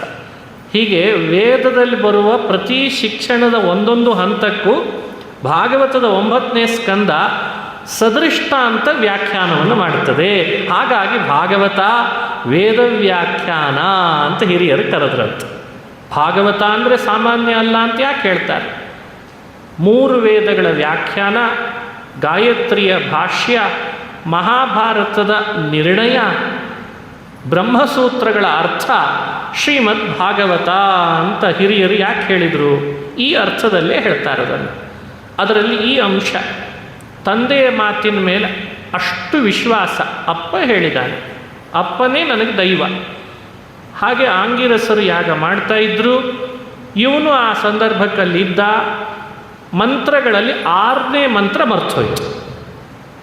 ಅಂಗಿರಸ ಯಾಗದಲ್ಲಿ ಮರ್ತೋಯ್ತು ಅಂದಾಗ ಇವನೇ ಕೇಳಿಕೊಂಡ, ನಿಮಗೆ ಆ ಮಂತ್ರ ನೆನಪಾಗ್ತಿಲ್ವೇನೋ, ನಾನು ನೆನಪಿಸ್ಬೋದಾ ಅಂತ ಕೇಳಿದೆ ವಿನಯದಿಂದ. ಆಯಿತು ಹೇಳು ಅಂದರೆ ಹೇಳೇ ಬಿಟ್ಟ ಮಂತ್ರ. ಬಹಳ ಸಂತೋಷ ಆಯಿತು. ಯಾಗ ಎಲ್ಲ ಮುಗಿದ ಮೇಲೆ ಇಮೇ ಅಂಗಿರಸ ಸತ್ರಂ ಆಸತೇದ್ಯ ಸುಮೇಧಸಃ ಷಷ್ಠಂ ಉಪೇತ್ಯಾಹ ಕವೇ ಮುಹ್ಯಂತಿ ಕರ್ಮಣಿ. ಷಷ್ಠಂ ಉಪೇತ್ಯಾಹ, 6ನೇದ್ದದು. ಷಷ್ಠ ಅಂದರೆ 6. ಈ ರೀತಿ ನೆನಪಿಸಿ ಕೊಟ್ಟದ್ದರ ಪ್ರಭಾವದಿಂದ ಯಾಗ ಮುಗಿದ ಮೇಲೂ ಅವರಿಗೆ ನೆನಪಿತ್ತಂತೆ ಅಂಗಿರಸರಿಗೆ, ಇವನಿಗೇನಾದರೂ ಕೊಟ್ಟು ಹೋಗಬೇಕು ಅಂತ. ಮುಗಿದ ಮೇಲೆ ಯಾಗದಲ್ಲಿ ಏನೆಲ್ಲ ಉಳಿದಿತ್ತೋ ಅದೆಲ್ಲ ನಿನ್ನ ಭಾಗಪ್ಪ ಅಂತ ಹೇಳಿ ಹೊರಟು ಬಿಟ್ರಂತವ್ರು. ಸರಿ ಅಂತ ಆತ, ಅಂತೂ ನನಗೂ ಭಾಗ ಸಿಕ್ತಲ್ಲ ಅಂತ ಅದನ್ನು ತಗೊಳ್ಳಿಕ್ಕೆ ಹೋದ ಆ ವಸ್ತುಗಳನ್ನು. ತಕ್ಷಣಕ್ಕೊಬ್ಬ ವ್ಯಕ್ತಿ ಬಂದಂತೆ, ನಿಂದಲ್ಲ ಭಾಗ ಅಂತ ಅಡ್ಡಗಟ್ಟಿದ. ನಂದದು ಭಾಗ, ನೀನು ಯಾರು ಅದನ್ನು ತೊಗೊಂಡು ಹೋಗಲಿಕ್ಕೆ? ಇಲ್ಲ, ನಮ್ಮಪ್ಪ ಹೇಳಿದ್ರು, ನಾನು ಹೀಗೆ ಅಂತ ಬಂದೆ. ಆಮೇಲೆ ಈ ಅಂಗಿರಸರು ಹೇಳಿದರು ಅದು ನಿಂದು ಅಂತ. ಅವರ ಮಾತಿಗನುಗುಣ ನಾನು ನಂದು ಅಂತ ಅಂದ್ಕೊಂಡಿದ್ದೇನೆ. ನಿಮ್ಮ ಅಪ್ಪನನ್ನೇ ಕೇಳು, ಅದು ನಿಂದಲ್ಲ ಅಂತ ಹೇಳ್ತಾನೆ ಅಂತ. ಸರಿ ಅಂತ ಅಪ್ಪನ ಬಳಿಗೆ ಬಂದ, ನಮಸ್ಕಾರ ಮಾಡಿದ. ಅಪ್ಪನಿಗೆ ಕೇಳ್ದ, ಅಪ್ಪ ಅಂಗಿರಸರು ಹೀಗೆ ಹೇಳಿದ್ರೆ ಯಾರೋ ಒಬ್ಬ ಪುರುಷ ಬಂದು ನಂದಲ್ಲ ಅಂತಿದ್ದಾನೆ, ಅವನದಂಥದ್ದು, ನಾನು ಆ ಭಾಗ ತಗೊಳ್ಳೋ ಬೇಡವೋ? ಅಪ್ಪ ಅಂದ, ಹೌದು ಅದು ಅವನದೇ ಭಾಗ, ಅವನಿಗೆ ಕೊಟ್ಬಿಡು ಅಂತ ಅಂದ್ಬಿಟ್ಟು. ಪುನಃ ಬಂದ, ಅಷ್ಟೇ ಪ್ರಾಮಾಣಿಕವಾಗಿ ಹೇಳಿದ್ದಂತೆ, ನಮ್ಮ ತಂದೆ ಹೇಳಿದ್ದಾರೆ ಅದು ನಂದಲ್ಲಂತೆ, ಅದು ಭಾಗ ಅದು ನಿಮ್ಮದೇ ಅಂತೆ, ನೀವೇ ತಗೊಳ್ರಿ ಅಂತಂದ. ಆಗ ಬಂದಂಥ ವ್ಯಕ್ತಿ ಇಲ್ಲಿರುವ ಯಜ್ಞ ಭಾಗದ ಅಧಿಪತಿ ಮಹರುದ್ರ ಅಂತ ಭಾಗವತ ಹೇಳ್ತದೆ. ಯಜ್ಞದಲ್ಲಿ ಏನೇ ವಸ್ತುಗಳು ಉಳಿದ್ರೂ ಆ ಉಳಿದ ವಸ್ತುಗಳೆಲ್ಲ ಪಶುಪತಿಗೆ ಸೇರಿದ್ದು ಅಂತ ವ್ಯವಸ್ಥೆ. ಪಶುಪತಿಯ ರೂಪದಲ್ಲಿ ಪ್ರಕಟನಾಗಿ ಶಿವ, ಎಷ್ಟು ಪ್ರಾಮಾಣಿಕನೋ ನೀನು, ಎಷ್ಟು ಪಿತೃಭಕ್ತಿ ನಿನಗೆ. ಅಪ್ಪ ಕಲಹ ಮಾಡಬೇಡ ಅಂದರೆ ಮಾಡಲಿಲ್ಲ, ಅಪ್ಪ ಯಾಗದಲ್ಲಿ ಹೋಗಿ ಮಂತ್ರ ನೆನಪಿಸು ಅಂದರೆ ನೆನಪಿಸಿದಿ, ನಿಂದಲ್ಲ ಭಾಗ ನಂದದು ಅಂತ ಹಠ ಮಾಡಿದರೆ ಅಪ್ಪನ ಮೇಲೆ ಹಾಕಿದಿ, ಅಪ್ಪ ಏನು ಹೇಳ್ತಾನೋ ಮತ್ತೆ ಬಂದು ವಾಪಸ್ ಅದನ್ನೇ ಹೇಳಿದೆ. ಎಲ್ಲೂ ಕೂಡ ನಿನಗೆ ಅಪ್ಪನನ್ನು ಮೀರಿ ಹೋಗಬೇಕು ಅಂತ ಅನ್ನಿಸ್ತಾ ಇಲ್ಲ, ಪ್ರಾಮಾಣಿಕತೆಯನ್ನು ಮೀರ್ತಾ ಇಲ್ಲ. ಇವೆಲ್ಲ ಭಾಗವತ ಧರ್ಮಗಳೇ ಅಲ್ಲೇ ನೋಡಿ. ಇದನ್ನೇ ಭಾಗವತ ಧರ್ಮ ಅಂತ ಕರೆದಿದ್ದಾರೆ ಹಿರಿಯರು. ಇವುಗಳನ್ನು ಚೆನ್ನಾಗಿ ಅನುಷ್ಠಾನ ಮಾಡಬೇಕು. ನಿನ್ನಲ್ಲಿ ಆ ನಿಷ್ಠೆ ಇದೆ. ಹಾಗಾಗಿ ಯಜ್ಞವಾಸ್ತು ಗತಂ ಸರ್ವಂ ಉಚ್ಚಿಷ್ಟಂ ಋಷಯ ಕ್ವಚಿತ್. ಯಜ್ಞದಲ್ಲಿ ಉಳಿದಂಥ ವಸ್ತುಗಳು ನಂದು ಅಂತಿದ್ರು ನಿನ್ನ ಪಿತೃಭಕ್ತಿಗೆ, ನಿನ್ನ ಪ್ರಾಮಾಣಿಕತೆಗೆ ನಾನು ಮೆಚ್ಚಿದ್ದೇನೆ, ನನ್ನ ವಸ್ತುಗಳೆಲ್ಲ ನಿಂದಾಗಲಿ ಅಂತ ಕೊಟ್ಬಿಟ್ಟಂತೆ. ಯಾಗ ಮಾಡಲಿಕ್ಕಿದ್ದ ವಸ್ತುಗಳೆಲ್ಲ ಅವಂದು ಅಂತ ಮಾಡಿದ ಮೇಲೆ ಭಾಗವೇ ಇಲ್ಲ ಅಂತ ಅನ್ನಿಸ್ಬೇಕಾಗಿತ್ತು. ಭಾಗ ಇಲ್ಲ ಅಂತ ಆಗಲೇ ಇಲ್ಲ, ಭಾಗ ಎಲ್ಲ ಲಭಿಸಿದ್ದಕ್ಕೆ ನ ಅಭಾಗ ನಾಭಾಗ ಅಂತ ಆಯ್ತಂತೆ.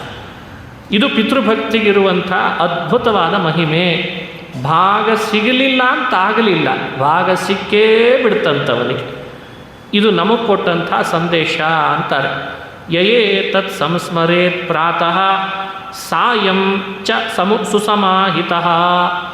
ಯಾರು ಇಂಥ ಕಥೆಗಳನ್ನು ಶ್ರದ್ಧೆಯಿಂದ ಶ್ರವಣ ಮಾಡಿ ಹೇಳ್ತಾರೋ ಬೆಳಗ್ಗೆ ಸಾಯಂಕಾಲ, ಅವರ ಬದುಕಿನಲ್ಲಿ ಪಿತೃಗಳ ಅನುಗ್ರಹದಿಂದ ಅವರಿಗೆ ಬೇಕಾದ ಭಾಗ ಪ್ರಾಪ್ತಿಯಾಗ್ತದೆ ಅಂತ ಫಲ ಹೇಳಿದ್ದಾರೆ. ನಮಗಲ್ವೇ ಕೊಟ್ಟ ಶಿಕ್ಷಣ ಈ ನಾಭಾಗದ ಕಥೆ. ಪಿತೃಭಕ್ತಿ ಹೇಗಿರಬೇಕು ಅಂತನ್ಲಿಕ್ಕೆ ಈ ಚರಿತ್ರೆಗಳು. ಇತ್ತೀಚೆಗೇನು ಮಾಡ್ತೇವೆ, ಭಾಳ ಚೀರ್ ಧ್ವನಿಯಲ್ಲಿ ಜಗತ್ತಿಗೆ ಉಪದೇಶ ಮಾಡ್ತೇವೆ. ತಂದೆ ತಾಯಂದ್ರನ್ನು ಸೇವಿಸಬೇಕು ಅಂತ ಹೇಳೋವನೇ ಅಷ್ಟು ಮಾಡಿರಲ್ಲ ಮನೆ ಒಳಗೆ. ಪ್ರಪಂಚಕ್ಕೆಲ್ಲ ಉಪದೇಶ ಮಾಡ್ತೇವೆ. ಪುರಾಣಗಳೆಲ್ಲ ಕಥೆಗಳ ಮೂಲಕವಾಗಿ ಜಗತ್ತಿನೊಳಗೆ ಪದೇ ಪದೇ ಹ್ಯಾಮರ್ ತೊಗೊಂಡು ಅಪ್ಪನ ಸೇವೆ ಮಾಡು ಅಂದ್ರೆ ಯಾರೂ ಮಾಡಲ್ಲ, ಯಾರೂ ಮಾಡಲ್ಲ. ಹಂಗೆ ಹ್ಯಾಮರ್ ತೊಗೊಂಡು ಹೊಡೆಯೋ ಹಾಗಿಲ್ಲ. ಧರ್ಮವನ್ನು ಹೇಗೆ ಹೇಳಬೇಕು ಅಂತ ಹೇಳ್ಕೊಡ್ಲಿಕ್ಕೆ ಬಂದದ್ದು ಭಾಗವತ. ಅದೇ ಸಾಮೋಪಾಯ ಅಂತ ಅದಕ್ಕೆ. ಕಾಂತಾ ಸಂಹಿತ, ಮಿತ್ರ ಸಂಹಿತ, ಕಾಂತಾ ಸಂಹಿತ ಹಾಗೂ ಪ್ರಭು ಸಂಹಿತ ಅಂತ 3 ಸಂಹಿತೆಗಳು. ಪುರಾಣ ಮನುಷ್ಯರನ್ನು ಕೂಡಲೇ ಬಲವಂತ ಮಾಡಿ ಇವತ್ತೇ ಬದಲಾಗಿಬಿಡು ಅಂತ ಯಾವತ್ತೂ ಹಠ ಮಾಡಲ್ಲ. ಅದು ಹೇಗೆ ಮಾಡ್ತದೆ ಅಂದರೆ, ಕಲ್ಸಕ್ಕರೆ ಕಲ್ಕಂಡಿರ್ತದೆ, ಕಲ್ಸಕ್ಕರೆ ಖಂಡು ಇರುವೆಗಳೆಲ್ಲ ಅಲ್ಲಿರುವ ಸಕ್ಕರೆ ಗಟ್ಟಿಯಾಗಿದ್ದದ್ದಕ್ಕೆ ಮೆಲ್ಲನೆ ಅದನ್ನು ಸ್ವಲ್ಪ ಸ್ವಲ್ಪ ಸವಿಯೋ ಹಾಗೆ ಮಾಡಿ ಪೂರ್ಣ ಕಲ್ಕಂಡನ್ನು ಖರ್ಚು ಮಾಡಿಸ್ಬಿಡ್ತವೆ. ಪುರಾಣಗಳೆಲ್ಲ ನಮ್ಮನ್ನು ಹಾಗೆ ಮಾಡ್ತಾವೆ. ಏನು ಮಾಡ್ತಾವೆ ಅಂದರೆ, ತನ್ನೊಳಗಿರುವ ಸಕ್ಕರೆಯನ್ನು ಇರುವೆಯಂತೆ ನಿಧಾನ ನಮ್ಮ ಬುದ್ಧಿಯಲ್ಲಿ ಹಾಕಿಸಿ ಸಾಧ್ಯವಾದರೆ ಹೀಗೆ ಬದಲಾಗು ಅಂತ ಹೇಳಿಕೊಡ್ತದೆ. ಹಾಗಾಗಿ ಪಿತೃಭಕ್ತಿ ಬೇಕು, ಮಾತೃಭಕ್ತಿ ಬೇಕು, ಅತಿಥಿಗಳ ಬಗ್ಗೆ ಗೌರವ ಬೇಕು, ಸೇವೆ ನಡಿಬೇಕು, ಆಚಾರ್ಯ ಭಕ್ತಿ ಬೇಕು. ನೋಡಿ, ಹಿಂದೆ ಬಂದಂಥ ವಸಿಷ್ಠ ಋಷಿಗಳ ಕಥೆ ಇದೆಯಲ್ಲ, ಅದು ಆಚಾರ್ಯ ದೇವೋಭವ. ಯಾಕಂದರೆ ವೈವಸ್ವತ ಮನು ವಸಿಷ್ಠರನ್ನು ಕುಲ ಆಚಾರ್ಯರನ್ನಾಗಿ ಮಾಡಿಕೊಂಡದ್ದಕ್ಕೆ ನೀವು ನನ್ನ ಮಗುವನ್ನು ಗಂಡು ಮಾಡಬೇಕು ಅಂತ ಹಠ ಹಿಡಿದುಬಿಟ್ಟು. ಹಾಗಾಗಿ ಅದು ಆಚಾರ್ಯ ದೇವೋಭವ ಅನ್ನೋ ಕಥೆಗೆ ನಿದರ್ಶನ ಅಂತ ಅನುಸಂಧಾನ ಮಾಡಬೇಕು. ಮುಂದುವರೆದ ಭಾಗ ಅಂಬರೀಷ ಅಂತ ನಾಭಾಗನ ಮಗ. ನಾಭಾಗಾದಂಬರೀಷೋಭೂತ್ ಮಹಾಭಾಗವತ ಕೃತಿ. ಭಾಗವತದಲ್ಲಿ ಒಂದೊಂದಾಗಿ ಚರಿತ್ರೆಗಳನ್ನು ಹೇಳ್ತಾ ಹೆಣಿತದೆ.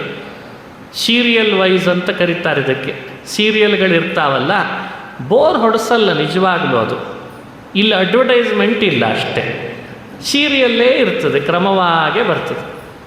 ಅಂಬರೀಷನ ಚರಿತ್ರೆಯನ್ನು ಭಾಗವತ ನಮ್ಮ ಮುಂದೆ ಪ್ರಸ್ತುತಪಡಿಸ್ತದೆ. ಅವನು ಮಹಾಭಾಗವತ ಅಂತ ಕರೆದಿದೆ. ಯಾರಿಗೆ ಹೇಳ್ತಾರೆ ಮಹಾಭಾಗವತ ಅಂತ?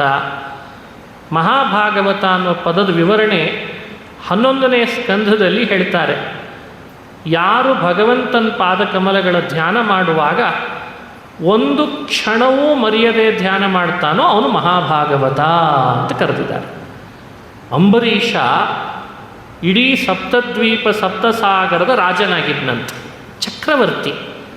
ಆದರೆ ಮನಸ್ಸಿನಲ್ಲಿ ಒಂದು ಕ್ಷಣ ಅಲ್ಲ, ಕ್ಷಣಾರ್ಧ, ಲವ ನಿಮಿಷಾರ್ಧಮಪಿ, ಲವ ನಿಮಿಷ ಅರ್ಧಮಪಿ ನ ಚಲತಿ ಭಗವತ್ ಪಾದಾರವಿಂದಾತ್.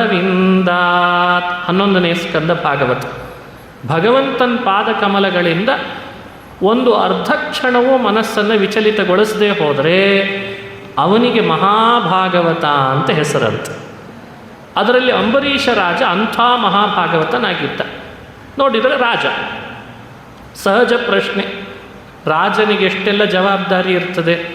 ರಾಜ್ಯ ನೋಡ್ಕೊಳ್ಬೇಕು, ಕೋಶದ ಕಡೆ ಯೋಚನೆ ಮಾಡುತ್ತಿರಬೇಕು, ಪ್ರಜೆಗಳ ಅಹವಾಲುಗಳನ್ನು ಸ್ವೀಕಾರ ಮಾಡಬೇಕು, ತನ್ನ ಕುಟುಂಬ ನೋಡ್ಕೊಳ್ಬೇಕು, ತನ್ನ ಸೈನ್ಯ ಪರಿವಾರ ಮಂತ್ರಿ ಎಲ್ಲರ ಜೊತೆಗಿರಬೇಕು.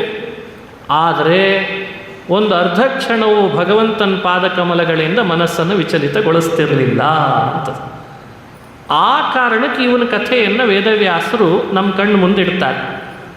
ನಾವು ಭೂಮಿಯಲ್ಲಿ ಒಂದೊಂದು ವೃತ್ತಿಪರತೆಯನ್ನು ಈಗಾಗಲೇ ಅವಲಂಬಿಸಿರ್ತೀವಿ. ಬೇರೆ ಬೇರೆ ಸೆಕ್ಟರ್, ಕಾರ್ಪೊರೇಟರ್ ಸೆಕ್ಟರ್ ಇದೆ, ಸಾಫ್ಟ್ವೇರ್ ಇದೆ, ಹಾರ್ಡ್ವೇರ್ ಇದೆ, ಸರ್ಕಾರದ ಕೆಲಸ, ವಕೀಲರಾಗಿರ್ತೀವಿ, ಇನ್ನೇನೇನೋ ಕೃಷಿಕರಾಗಿರ್ತೀವಿ. ಇದೆಲ್ಲ ಯೋಚನೆ ಮಾಡಿದರೆ ನಮಗೆ ಅವೆಲ್ಲ ವೃತ್ತಿಪರತೆಯಲ್ಲಿ ದೇವರನ್ನು ಸ್ಮರಿಸೋದೇ ಮರ್ತು ಹೋಗ್ತದೆ. ಏನು ಅಂತ ಕೇಳಿದ ಕೂಡಲೇ ಹೇಳೋದು ಒಂದೇ ಕಾರಣ, ಕೆಲಸದ ಒತ್ತಡ ಭಾಳ ಇತ್ತು ಅಂತೀವಿ. ಹೌದು, ಸಹಜ, ಮನುಷ್ಯನಿಗೆ ಕೆಲಸದ ಒತ್ತಡ ಬರ್ತದೆ. ಅಂಬರೀಷ ಮಹಾರಾಜನ ಕಥೆ ಹೇಳಿ ಭಾಗವತ ಹೇಳ್ತದೆ, ನಿಮಗೆಲ್ಲ ಇರೋ ಕೆಲಸದ ಒತ್ತಡ ಅಂಬರೀಷನಿಗಿರಲಿಲ್ಲವೇ ಅಂತ ಕೇಳ್ತದೆ. ದೊಡ್ಡ ರಾಜನಾಗಿಯೂ ಕೂಡ ಹೇಗೆ ಭಾಗವತ ಧರ್ಮಾನುಷ್ಠಾನದಲ್ಲಿ ರತನಾಗಿದ್ದ ಅಂತ ನೋಡಿ ಆದರೂ ಸಾಧ್ಯವಾದರೆ ಹಾಗಿರ್ಲಿಕ್ಕೆ ಪ್ರಯತ್ನ ಪಡ್ರಿ. ಯಾವುದೇ ಸೆಕ್ಟರ್ನಲ್ಲಿ, ಯಾವುದೇ ಡಿಪಾರ್ಟ್ಮೆಂಟ್ನಲ್ಲಿ ಕೆಲಸ ಮಾಡಿರಿ, ಆದರೆ ಮನಸ್ಸು ಮಾತ್ರ ಭಾಗವತ ಧರ್ಮಾನುಷ್ಠಾನ, ಭಗವಂತನ ಪಾದದ ಚಿಂತನೆ ಮಾಡಲಿ.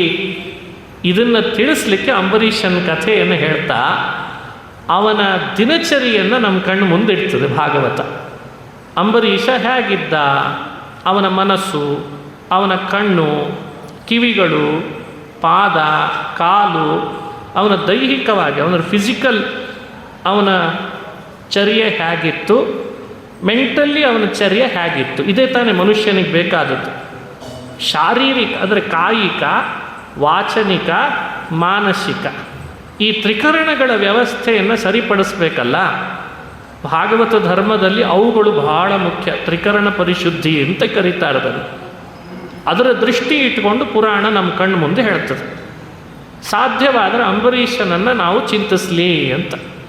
ಸವೈ ಮನುಃ ಮನಃ ಕೃಷ್ಣ ಪದಾರವಿಂದಯೋ ವಚಾಂಸಿ ವೈಕುಂಠ ಗುಣಾನುವರ್ಣನೆ ಕರೌ ಹರೇರ್ಮಂದಿರಮಾರ್ಜನಾದಿಷು ಶ್ರುತಿಂಚಕಾರಾಚ್ಯುತ ಸತ್ಕಥೋದಯೇ. ಸವೈ ಮನಃ, ಅವನು ಮೆಂಟಲಿ ಹೇಗಿದ್ದ ಅಂದರೆ ಮನಸ್ಸು ಯಾವತ್ತೂ ಕೃಷ್ಣನ ಪಾದ ಕಮಲಗಳಿಂದ ದೂರ ಹೋಗಲೇ ಇಲ್ಲಂತೆ. ಅವನು ಯುದ್ಧ ಮಾಡ್ತಿರಲಿ, ಬೇಟೆಗೆ ಹೋಗಲಿ, ರಾಜ್ಯಭಾರ ನಡೆಸಲಿ, ಇನ್ನೇನೋ ಪರಿವಾರದವ್ರ ಜೊತೆಗಿರಲಿ, ಆದರೆ ಮನಸ್ಸು ಮಾತ್ರ ಸವೈ ಮನಃ ಕೃಷ್ಣ ಪದಾರವಿಂದಯೋ, ಕೃಷ್ಣನ ಪಾದ ಕಮಲಗಳಲ್ಲೇ ಮನಸ್ಸಿರಿಸಿಟ್ಟಿದ್ದಂತೆ. ಎಷ್ಟು ಪ್ರಿಪೇರ್ ಆಗಿರಬೇಡ ಆತ, ಎಷ್ಟು ಅದ್ಭುತ ನೋಡಿ ಅವನ ಚರ್ಯೆ, ಎಷ್ಟು ಅಭ್ಯಾಸ ಮಾಡಿಕೊಂಡಿರಬೇಡ ಇದನ್ನು. ಯಾಕಂದರೆ ದೊಡ್ಡ ಪದವಿಗೆ ಹೋಗೋವರೆಗೂ ಭಾರಿ ದೈವ ಭಕ್ತರಾಗಿರ್ತಾರೆ, ಎಲ್ಲ ಗುಡಿ ಗುಂಡಾರಗಳನ್ನು ಸುತ್ತಿ ಬಂದಿರ್ತಾರೆ. ಅದಕ್ಕೆ ಇವತ್ತೊಂದು ಶಬ್ದನೂ ಇಟ್ಟಿದ್ದಾರೆ, ಟೆಂಪಲ್ ರನ್ ಅಂತ. ನನಗಿಂತ ಚೆನ್ನಾಗೇ ನಿಮಗೆ ಗೊತ್ತಿರ್ತದೆ. ಪದವಿ ಬಂದ ಮೇಲೆ ಜಾತ್ಯತೀತರಾಗಿಬಿಡ್ತಾರೆ. ಆಮೇಲೆ ದೈವಾತೀತರು ಆಗ್ತಾರೆ, ಆಮೇಲೆ ವರ್ಣಾತೀತರಾಗಿ ಬಿಡ್ತಾರೆ. ನಾವು ಸೆಕ್ಯುಲರ್ ಅಂತ ಹೆಸರು ಬರ್ತದೆ. ಇದೆಲ್ಲ ನನಗಿಂತ ಚೆನ್ನಾಗಿ ನಿಮಗೆ ಗೊತ್ತೇ ಇದೆ. ಅಂಬರೀಷ ರಾಜ ಅಂಥ ಸೆಕ್ಯುಲರ್ ಆಗಿರಲಿಲ್ಲ ಪುಣ್ಯಕ್ಕೆ. ಅವನು ಹೇಗಿದ್ದ ಅಂತ ನಮಗೆ ತಿಳಿಸ್ತಾರೆ. ಮನಸ್ಸಿನಿಂದ ಭಗವದ್ಭಕ್ತನಾಗಿದ್ದ, ಮನಸ್ಸು ಸದಾ ಭಗವಂತನ ಪಾದಗಳಲ್ಲಿ ಇಟ್ಟಿದ್ದ. ಮಾತು, ತ್ರಿಕರಣಗಳಲ್ಲಿ ಮಾತು ಬಹಳ ಮುಖ್ಯ. ಮಾತು ಹೇಗೆ ಆಡ್ತಿದ್ದ ಅಂಬರೀಷ ಅದನ್ನು ಹೇಳ್ತಾರೆ.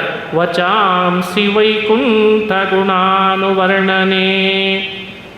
ಮಾತಾಡಿದ ಅಂದರೆ ಜೊತೆಗೊಂದು ಭಗವಂತನ ಗುಣ ಸೇರಿಕೊಂಡೇ ಬರಬೇಕಂತ. ಇದನ್ನು ಅಭ್ಯಾಸ ಮಾಡಿಕೊಳ್ಬೇಕು.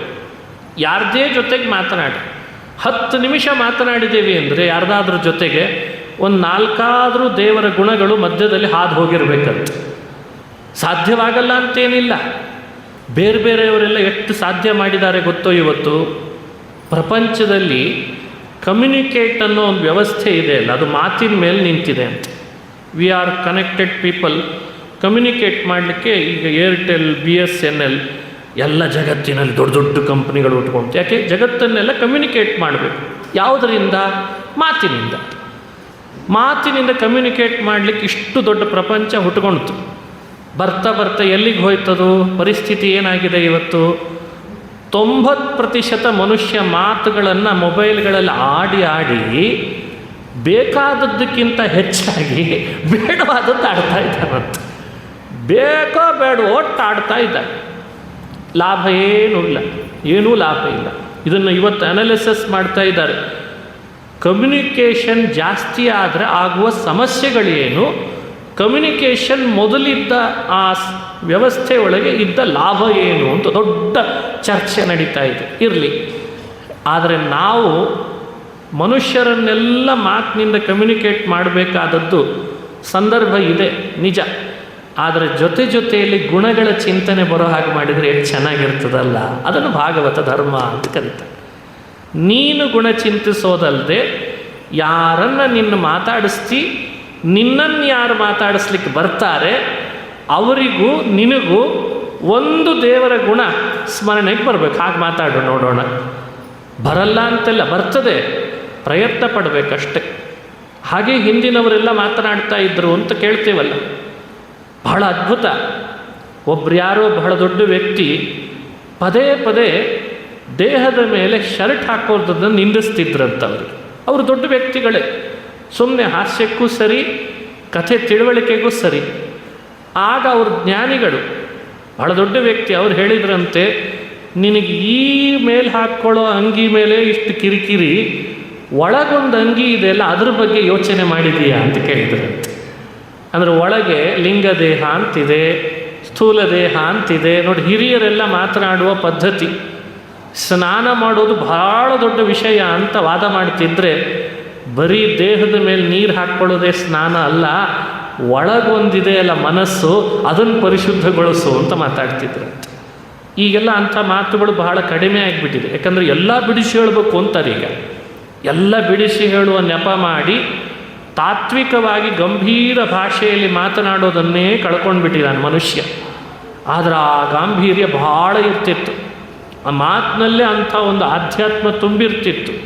ಮಾತಿನಲ್ಲೇ ಮನುಷ್ಯನ ಮನಸ್ಸನ್ನು ಬೇಗ ಪರಿವರ್ತಿಸುವ ಶಕ್ತಿ ಇರ್ತಿತ್ತು. ಅಲ್ಲಿ ದೇವರ ಸ್ಮರಣೆ ಬರ್ತಿತ್ತು. ಅದನ್ನು ಮಾಡ್ತಿದ್ದ ಅಂಬರೀಷ ಅಂತ. ವಚಾಂಸಿ ವೈಕುಂಠ ಗುಣಾನುವರ್ಣನೆ ಕರೋ ಹರೇರ್ ಮಂದಿರ ಮಾರ್ಜನಾದಿಶು. ಅಂಬರೀಷ ಸಪ್ತದ್ವೀಪದ ಅಧಿಪತಿ. ಬೆಳಗ್ಗೆ ದೇವರ ಕೋಣೆಯಲ್ಲಿ ಹೋಗಿ ತಾನೇ ಕೈಯಲ್ಲಿ ಕಸಬರಿಗೆ ಹಿಡಿದು ಬಟ್ಟೆ ಹಿಡಿದು ಹರಿಮಂದಿರವನ್ನು ಶುದ್ಧಿಗೊಳಿಸ್ತಿದ್ದಂತೆ. ಹರಿಮಂದಿರ ಮಾರ್ಜನಾದಿಶು ಕರೌ, ಇದು ಅವನ ಕೈಗಳಿಗೆ ಅವನು ಕೊಟ್ಟ ಕೆಲಸ ಅಂತ ಭಾಗವತ ಹೇಳ್ತಾರೆ. ಕೈಗಳಿಂದ ತಾನೇ ಹರಿಮಂದಿರ ಮಾರ್ಜನ ಮಾಡ್ತಿದ್ದ ಅಂದಾಗಲೇ ದೈವಭಕ್ತಿ ಎಂಥದ್ದು ಅಂತ ನಮಗೆ ಅನುಸಂಧಾನಕ್ಕೆ ಬರಬೇಕಲ್ವೇ? ಇದನ್ನು ಚಿಂತನೆ ಮಾಡಿಸ್ತದೆ ಭಾಗವತ. ಹಾಗಾಗಿ ಕೈಗಳನ್ನು ಹರಿಮಂದಿರ ಮಾರ್ಜನೆಗೆ ಯೋಜನೆ ಮಾಡಿದ. ಕಿವಿಗಳನ್ನು ಶ್ರುತಿಂಚಕಾರಾಚ್ಯುತ ಸತ್ಕಥೋದಯೇ, ಕಿವಿಗಳನ್ನು ಯಾವ ಕಾರಣಕ್ಕೂ ಭಗವಂತನ ಕಥೆ ಕೇಳದೇ ಇರೋ ಹಾಗಿಲ್ಲ. ಸಮಯ ಅಂತ ಇಟ್ಟಿದ್ದ ಅಷ್ಟು, ಆ ಸಮಯಕ್ಕೆ ಹೋಗೋದು ಭಗವಂತನ ಕಥೆ ಕೇಳೋದೇ ಅಂತೆ. ದಿನಾ ಹರಿಕಥೆ ಕೇಳಬೇಕಂತೆ. ಹರಿಕಥೆ ಕೇಳದೇ ಇರಲಿಲ್ಲ ಅಂತ ಹೇಳ್ತಾರೆ. ಅದು ಅಂಥ ಕಿವಿಗಳನ್ನು ಅಲ್ಲಿಗೆ ವಿನಿಯೋಗ ಮಾಡಿದ. ಕಣ್ಣನ್ನು ಭಗವಂತನ ಭಗವದ್ಭಕ್ತರ ದರ್ಶನಕ್ಕೆ ಒಂದು ದಿನವೂ ಭಗವದ್ಭಕ್ತರ ದರ್ಶನ ಆಗದೇ ಇರೋ ಹಾಗಿಲ್ಲ. ದಿನಾ ಕಣ್ಣಿಗೆ ಹಬ್ಬ ಅಂತದ್ದು. ನಾವಿವತ್ತು ಅಂದ್ಕೊಂಡಿದ್ದೇವೆ, ಇವತ್ತು ಬಿಟ್ಟರೆ ಆಯ್ತು, ನಾಳೆ ಹೋದರೆ ಆಯಿತು, ನಾಡದ್ದು ಮಾಡಿದರೆ ಆಯಿತು ಅಂತ. ಅದು ಬೇಡ ಅಂತಾರೆ. ಕಣ್ಣಿಗೆ ಯಾವುದು ಹಬ್ಬ? ಹರಿಯ ಭಕ್ತರ ದರ್ಶನ ದೊಡ್ಡ ಹಬ್ಬ ಅಂತ. ದಿನಾ ಕಣ್ಣಿಗೆ ಅವರು ಕಾಣ್ತಾ ಇರಬೇಕು. ಹಾಗೆ ಹರಿಮೂರ್ತಿಗಳ ದರ್ಶನ, ಅವರ ಗಾತ್ರಗಳ ಸ್ಪರ್ಶನ. ಯಾರ್ಯಾರು ಹರಿಭಕ್ತರು ಬರ್ತಾರೆ ಅವರ ಸ್ಪರ್ಶ ಮಾಡಿದರೆ ದೇಹದಲ್ಲಿ ಒಂದು ರೋಮಾಂಚನ ಆಗ್ತದೆ. ಅದನ್ನು ಮಾಡ್ತಾ ಇದ್ದ ಅಂಬರೀಷ. ತದ್ಭೃತ್ಯ ಗಾತ್ರ ಸ್ಪರ್ಶೇಂಗ ಸಂಗಂ, ಇದನ್ನೇ ಅಂಗಸಂಗ ಅಂತ ಹೇಳ್ತದೆ ಭಾಗವತ. ಅವನು ಕಾಮುಕನಾಗಿ ಹೆಣ್ಣಿನ ಸಂಘ ಮಾಡಲಿಕ್ಕೆ ದೇಹವನ್ನು ಉಪಯೋಗಿಸಲಿಲ್ಲಂತೆ. ಹರಿಭಕ್ತರ ಅಂಗಸ್ಪರ್ಶವನ್ನು ಮಾಡಿ ಮಾಡಿ ಪುಣ್ಯ ಗಳಿಸ್ತಾ ಇದ್ದ, ಭಾಗವತ ಧರ್ಮ ಆಚರಣೆ ಮಾಡ್ತಿದ್ದ ಅಂತದೆ. ಘ್ರಾಣಂಚ ತತ್ಪಾದ ಸರೋಜ ಸೌರಭಂ, ತನ್ನ ಘ್ರಾಣೇಂದ್ರಿಯದಿಂದ ಭಗವಂತನಿಗೆ ಅರ್ಪಣ ಮಾಡಿದಂತಹ ಹೂ ತುಳಸಿ ಗಂಧಗಳ ಸೌರಭವನ್ನು ಆಘ್ರಾಣ ಮಾಡ್ತಾ ಇದ್ದ. ಹೀಗೆ ತುಳಸಿ ಸಹಿತವಾಗಿ ಯಾವುದನ್ನು ನೈವೇದ್ಯ ಮಾಡಿರ್ತಿದ್ನೋ ಅದನ್ನು ಮಾತ್ರ ತನ್ನ ಉದರದಲ್ಲಿ ಧರಿಸ್ತಾ ಇದ್ದ. ಹೀಗೆ ಭೋಜನ ಮಾಡುವಾಗ, ಆಘ್ರಾಣನ ಮಾಡುವಾಗ, ಕಣ್ಣಿನಿಂದ ದರ್ಶನ ಮಾಡುವಾಗ, ಅಂಗಸ್ಪರ್ಶ ಮಾಡುವಾಗ ಎಲ್ಲ ಇಂದ್ರಿಯಗಳನ್ನು ಭಗವನ್ಮಯ ಮಾಡ್ಕೊಂಡಿದ್ದೀವಿ. ಹೀಗೆ ಯಾರಿರ್ತಾರೋ ಅವನಿಗೆ ಮಹಾಭಾಗವತ ಅಂತ ಕರೀತಾರೆ. ಹರಿತೀರ್ಥಗಳ ಯಾತ್ರೆ ಮಾಡ್ತಿದ್ದ, ಪಾದಗಳು ಪವಿತ್ರ ಆಗಲಿ ಅಂತ. ಪಾದೌ ಹರೇ ಕ್ಷೇತ್ರ ಪದಾನುಸ್ಪರ್ಪಣೆ ಶಿರೋ ಋಷಿಕೇಶ ಪದಾಭಿವಂದನೆ. ದಿನಾ ತಲೆಯನ್ನು ಬಗ್ಗಿಸಿ ದೇವರಿಗೆ ನಮಸ್ಕಾರ ಮಾಡ್ತಾ ಇದ್ದ. ಮನಸ್ಸಿನಲ್ಲಿ ಒಂದು ತುಡಿತ ಇತ್ತಂತವನು. ಏನು ತುಡಿತ ಮನಸ್ಸಿನಲ್ಲಿ? ಭಾಳ ದೊಡ್ಡ ಬಯಕೆ. ಒಂದು ದಿನವೂ ದಾನ ಮಾಡದೇ ಇರಬಾರ್ದು ಅಂತ ಒಂದು ಬಯಕೆ ಇತ್ತಂತವನು. ಕಾಮಂ ಚ ದಾಸ್ಯೇನ ತು ಕಾಮ ಕಾಮ್ಯಯ ಯಥೋತ್ತಮ ಶ್ಲೋಕ ಜನಾಶ್ರಯ ಗತಿ ರತಿ. ಏನು ತುಡಿತ ಅಂದರೆ ಎರಡು. ಒಂದು ಕಡೆಯಿಂದ ಆಸೆ, ಇನ್ನೊಂದು ಕಡೆಯಿಂದ ಆಸಕ್ತಿ. ಎರಡೂ ಅವನಲ್ಲಿ ಎಲ್ಲಿತ್ತು ಅಂದರೆ ಕೈ ಎತ್ತಿ ಇನ್ನೊಬ್ಬರಿಗೆ ದಾನ ಮಾಡಬೇಕು ಅನ್ನೋ ಅಭಿಲಾಷೆ, ಸಜ್ಜನರ ಸಂಘದಲ್ಲಿ ಯಾವಾಗಲೂ ಇರಬೇಕು ಅನ್ನೋ ಆಸಕ್ತಿ ಅಂತ. ಈ ರೀತಿ ತನ್ನ ದಿನಚರಿಯನ್ನು ರೂಢಿಸ್ಕೊಂಡಿದ್ದಂಥ ರಾಜ ಅಂಬರೀಷ ರಾಜ. ಸಪ್ತದ್ವೀಪದ ಅಧಿಪತಿಯಾಗಿ ರಾಜ ಇಷ್ಟು ಹರಿಭಕ್ತನಾಗಿದ್ದಕ್ಕೆ ಅವನ ಭಕ್ತಿಗೆ ಮೆಚ್ಚಿ ಭಗವಂತ ಪ್ರಕಟನಾದ. ಒಮ್ಮೆ ಪ್ರಕಟನಾಗಿ ಹೇಳ್ತಾನೆ, ಎಂಥ ಭಕ್ತಿ ಮಾಡ್ತಿದ್ದೀಯ ಅಂಬರೀಷ, ನಿನಗೆ ನಾನು ವಶನಾಗಿದ್ದೇನಪ್ಪ, ನಿನಗೋಸ್ಕರ ಅಂತ ಒಂದು ಚಕ್ರ ಕೊಡ್ತೇನೆ ಅಂತ ಸುದರ್ಶನ ಚಕ್ರ ಕೊಟ್ಬಿಟ್ಟಂತೆ. ಸುದರ್ಶನ ಅಂದರೆ ತಾನೇ ಒಂದು ರೂಪದಿಂದ ಅಂಬರೀಷನ ಮನೆಯಲ್ಲಿ ಬಂದ ಹಾಗಾಗಿದೆ. ಆ ಚಕ್ರ ಕೊಟ್ಟು ಅವನಿಂದ ಪೂಜೆ ತಗೊಂಡು ಸದಾ ಅವನಿಗೆ ರಕ್ಷಕನಾಗಿದ್ದ ಅನ್ನೋ ಚರಿತ್ರೆಯನ್ನು ಪುರಾಣ ಹೇಳ್ತದೆ. ಹಾಗಾದರೆ ನಮ್ಮ ಮನೆಯಲ್ಲಿ ಸುದರ್ಶನ ಚಕ್ರದ ರೂಪದಲ್ಲಿ ಭಗವಂತ ಬಂದು ಸನ್ನಿಹಿತನಾಗಬೇಕಾದ್ರೆ ನಮ್ಮ ಕಣ್ಣು, ಪಾದ, ಕರ, ಕಿವಿಗಳು, ಮನಸ್ಸು, ಅಂಗಸಂಗ, ಆಸಕ್ತಿ, ಕಾಮ ಅಂಬರೀಷನಲ್ಲಿ ಹೇಗಿತ್ತೋ ನಮ್ಮಲ್ಲಿಯೂ ಹಾಗೆ ಬಂತು ಅಂದರೆ ನಮ್ಮ ಮನೆಯಲ್ಲಿ ಸುದರ್ಶನ ಚಕ್ರ ಬರ್ತದೆ ಅಂತ ಅನುಸಂಧಾನ ಮಾಡಿಸ್ತದೆ ಭಾಗವತ. ಇದು ನಮಗೆ ಬೇಕಾದದ್ದು. ಇದು ಭಾಗವತದ ಧರ್ಮ. ಈ ಧರ್ಮಗಳನ್ನು ಆಚರಣೆ ಮಾಡೋದರಲ್ಲಿ ಮನುಷ್ಯ ಹೆಚ್ಚೆಚ್ಚು ತವಕದಿಂದಿರಲಿ ಅಂತ ಇಂಥವರ ಕಥೆಯನ್ನು ಹೇಳ್ತದೆ. ನೋಡಿ ಇವನ ಸಾಮರ್ಥ್ಯ ಎಷ್ಟು ದೊಡ್ಡದಾಯಿತು ಆಮೇಲೆ ಅಂತ. ಕೆಲವೊಮ್ಮೆ ಕಥೆ ಕೇಳಿರ್ತೇವೆ, ಆದರೂ ಆ ಕಥೆಯ ಸಂಕ್ಷೇಪ ಚಿಂತಿಸೋಣ. ಅವನು ಮಾಡ್ತಿದ್ದ ವ್ರತಗಳಲ್ಲಿ ಶ್ರೇಷ್ಠವಾದ ವ್ರತ ಅಂದರೆ ಏಕಾದಶಿ. ಒಂದು ವರ್ಷಕ್ಕೆ ಏಕಾದಶಿ ವ್ರತಕ್ಕೂ ಉದ್ಯಾಪನೆ ಅಂತ ನಡೆಸೋ ಪದ್ಧತಿ. ಅಂದರೆ ಮಾಡಿದ ಒಂದು ವರ್ಷದ ಏಕಾದಶಿ ವ್ರತವನ್ನು ದೇವರಿಗೆ ಸಮರ್ಪಿಸಲಿಕ್ಕಿರುವಂಥ ಒಂದು ಕಾಲ. ಮಾಘ, ಫಾಲ್ಗುಣ, ಕಾರ್ತೀಕ 3 ಮಾಸಗಳಿಗೆ ಸಂಬಂಧಪಟ್ಟಂತೆ ವ್ಯಾಖ್ಯಾನಿಸಿದ್ದಾರೆ ಮಹಾನುಭಾವರು. ಏಕಾದಶಿ ವ್ರತಕ್ಕೆ ಉದ್ಯಾಪನೆ ಮಾಡ್ಬೋದಂತೆ. ಕಾರ್ತೀಕ ಮಾಸದ ಶುಕ್ಲ ಪಕ್ಷದ ಏಕಾದಶಿಯನ್ನು ಪ್ರಬೋಧಿನಿ ಏಕಾದಶಿ, ಪ್ರಬೋಧಿನಿ ದ್ವಾದಶಿ ಅಂತ ಕರೆದದ್ದು ಹಿರಿಯರು. ಆಷಾಢ ಶುದ್ಧ ಏಕಾದಶಿ ಶಯನಿ, ಕಾರ್ತೀಕ ಶುದ್ಧ ಏಕಾದಶಿ ಪ್ರಬೋಧಿನಿ. ದೇವತೆಗಳ ರಾತ್ರಿ ಕಾಲ ಮುಗೀತು, ಆಗ ಪ್ರಬೋಧೋತ್ಸವ ಅಂತ ನಡೆಸೋ ಪದ್ಧತಿ. ಮಧುವನ ಯಮುನಾ ನದಿ ತೀರಕ್ಕೆ ಬಂದಿದ್ದಾನೆ. ಮಹಾರಾಜ ಬಹಳಷ್ಟು ಜನ ವಿಪ್ರರಿಗೆ ಆಹ್ವಾನ ಕೊಟ್ಟ. ತಾನು ಮಾಡ್ತಿದ್ದ ಏಕಾದಶಿ ವ್ರತದ 1 ವರ್ಷದ ಸಮರ್ಪಣೆಯ ಉತ್ಸವ ಅದು. ದ್ವಾದಶಿ ಸಾಧನೆ ಇದ್ದದ್ರಿಂದ ಎಲ್ಲರಿಗೆ ಭೋಜನಕ್ಕೆ ಹಾಕಿಸಿ ಪಾರಣೆ ಮಾಡಿದ. ತಾನು ಭೋಜನ ಮಾಡಬೇಕು ಅಂತ ಅನುಮತಿ ಪಡೆದಿದ್ದಾನೆ. ಭೋಜನ ಕೂಡೋ ಸಮಯ ಅರ್ಧ ಮುಹೂರ್ತದಷ್ಟು ಇನ್ನೂ ದ್ವಾದಶಿ ಇದೆ. ಅರ್ಧ ಮುಹೂರ್ತ ಕಳೆದ್ರೆ ತ್ರಯೋದಶಿ ಬರ್ತದೆ. ಏಕಾದಶಿಯೂ ಉಪವಾಸ ಶ್ರೇಷ್ಠ. ದ್ವಾದಶಿಯ ಪಾರಣೆ ಸಕಾಲದಲ್ಲಿ ಮಾಡಿದರೆ ವ್ರತದ ಪೂರ್ಣ ಫಲ ಸಿಗ್ತದೆ. ಆ ಕಾರಣಕ್ಕೆ ಆತ ಮುಹೂರ್ತಾರ್ಧಾವಶಿಷ್ಟಾಯಾಂ ದ್ವಾದಶ್ಯಾಂ, ಅರ್ಧ ಮುಹೂರ್ತದಷ್ಟು ದ್ವಾದಶಿ ಇದೆ ಅಂತ ಹೇಳಿ ಭೋಜನ ಕೂಡುವ ಸಮಯಕ್ಕೆ ಮಹಾನುಭಾವರು ಬಂದರು. ಅತಿಥಿಗಳಾಗಿ ದುರ್ವಾಸ ಮಹರ್ಷಿಗಳು ಬಂದುಬಿಟ್ಟಿದ್ದಾರೆ. ಕೋಪನ ಅಂತ ಇನ್ನೊಂದು ಹೆಸರಿದೆ ಪುರಾಣಗಳಲ್ಲಿ ಅವರಿಗೆ. ಅವರ ಸಿಟ್ಟು ಅಂದರೆ ಸಿಟ್ಟು. ನಾನು ಬಂದಿದ್ದೇನೆ ಅಂತಂದರು. ಸರಿ, ಪಾರಣೆಗೆ ಬರ್ರಿ ಅಂತ ಕೇಳಿಕೊಂಡ, ಪ್ರಾರ್ಥಿಸಿ. ಯಮುನೆಯ ಸ್ನಾನಕ್ಕೆ ಹೋಗಿ ಆಹ್ನಿಕ ಮುಗಿಸಿ ಬರ್ತೇನೆ ಅಂದರು. ಹೋದವರು ಬರ್ತಾನೇ ಇಲ್ಲ. ಬರಲಿ ಅಂತ ಕಾಯ್ತಿದ್ದಾನೆ. ಆಹ್ವಾನ ಕೊಟ್ಟಾಗಿದೆ, ಬರ್ತೇನೆ ಅಂತ ಒಪ್ಪಿದ್ದಾರೆ, ಬರಬೇಕಲ್ವೇ? ಅವರು ಬರ್ತಿಲ್ಲ.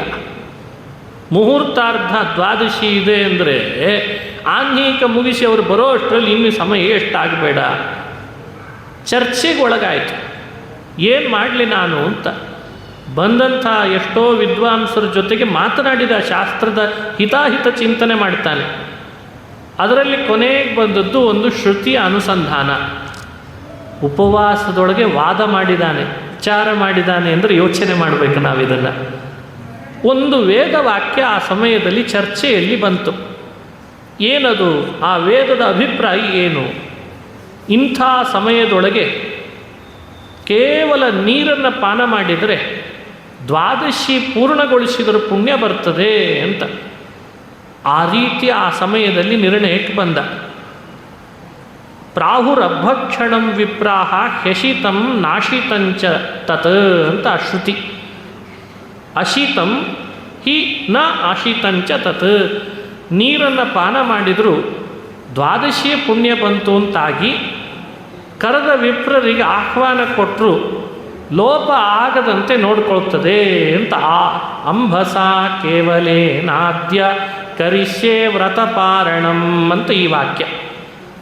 ಕೇವಲೇನ ಅಂಬಸ ಅದ್ಯ ಪಾರಣಂ ಕರಿಷ್ಯೆ.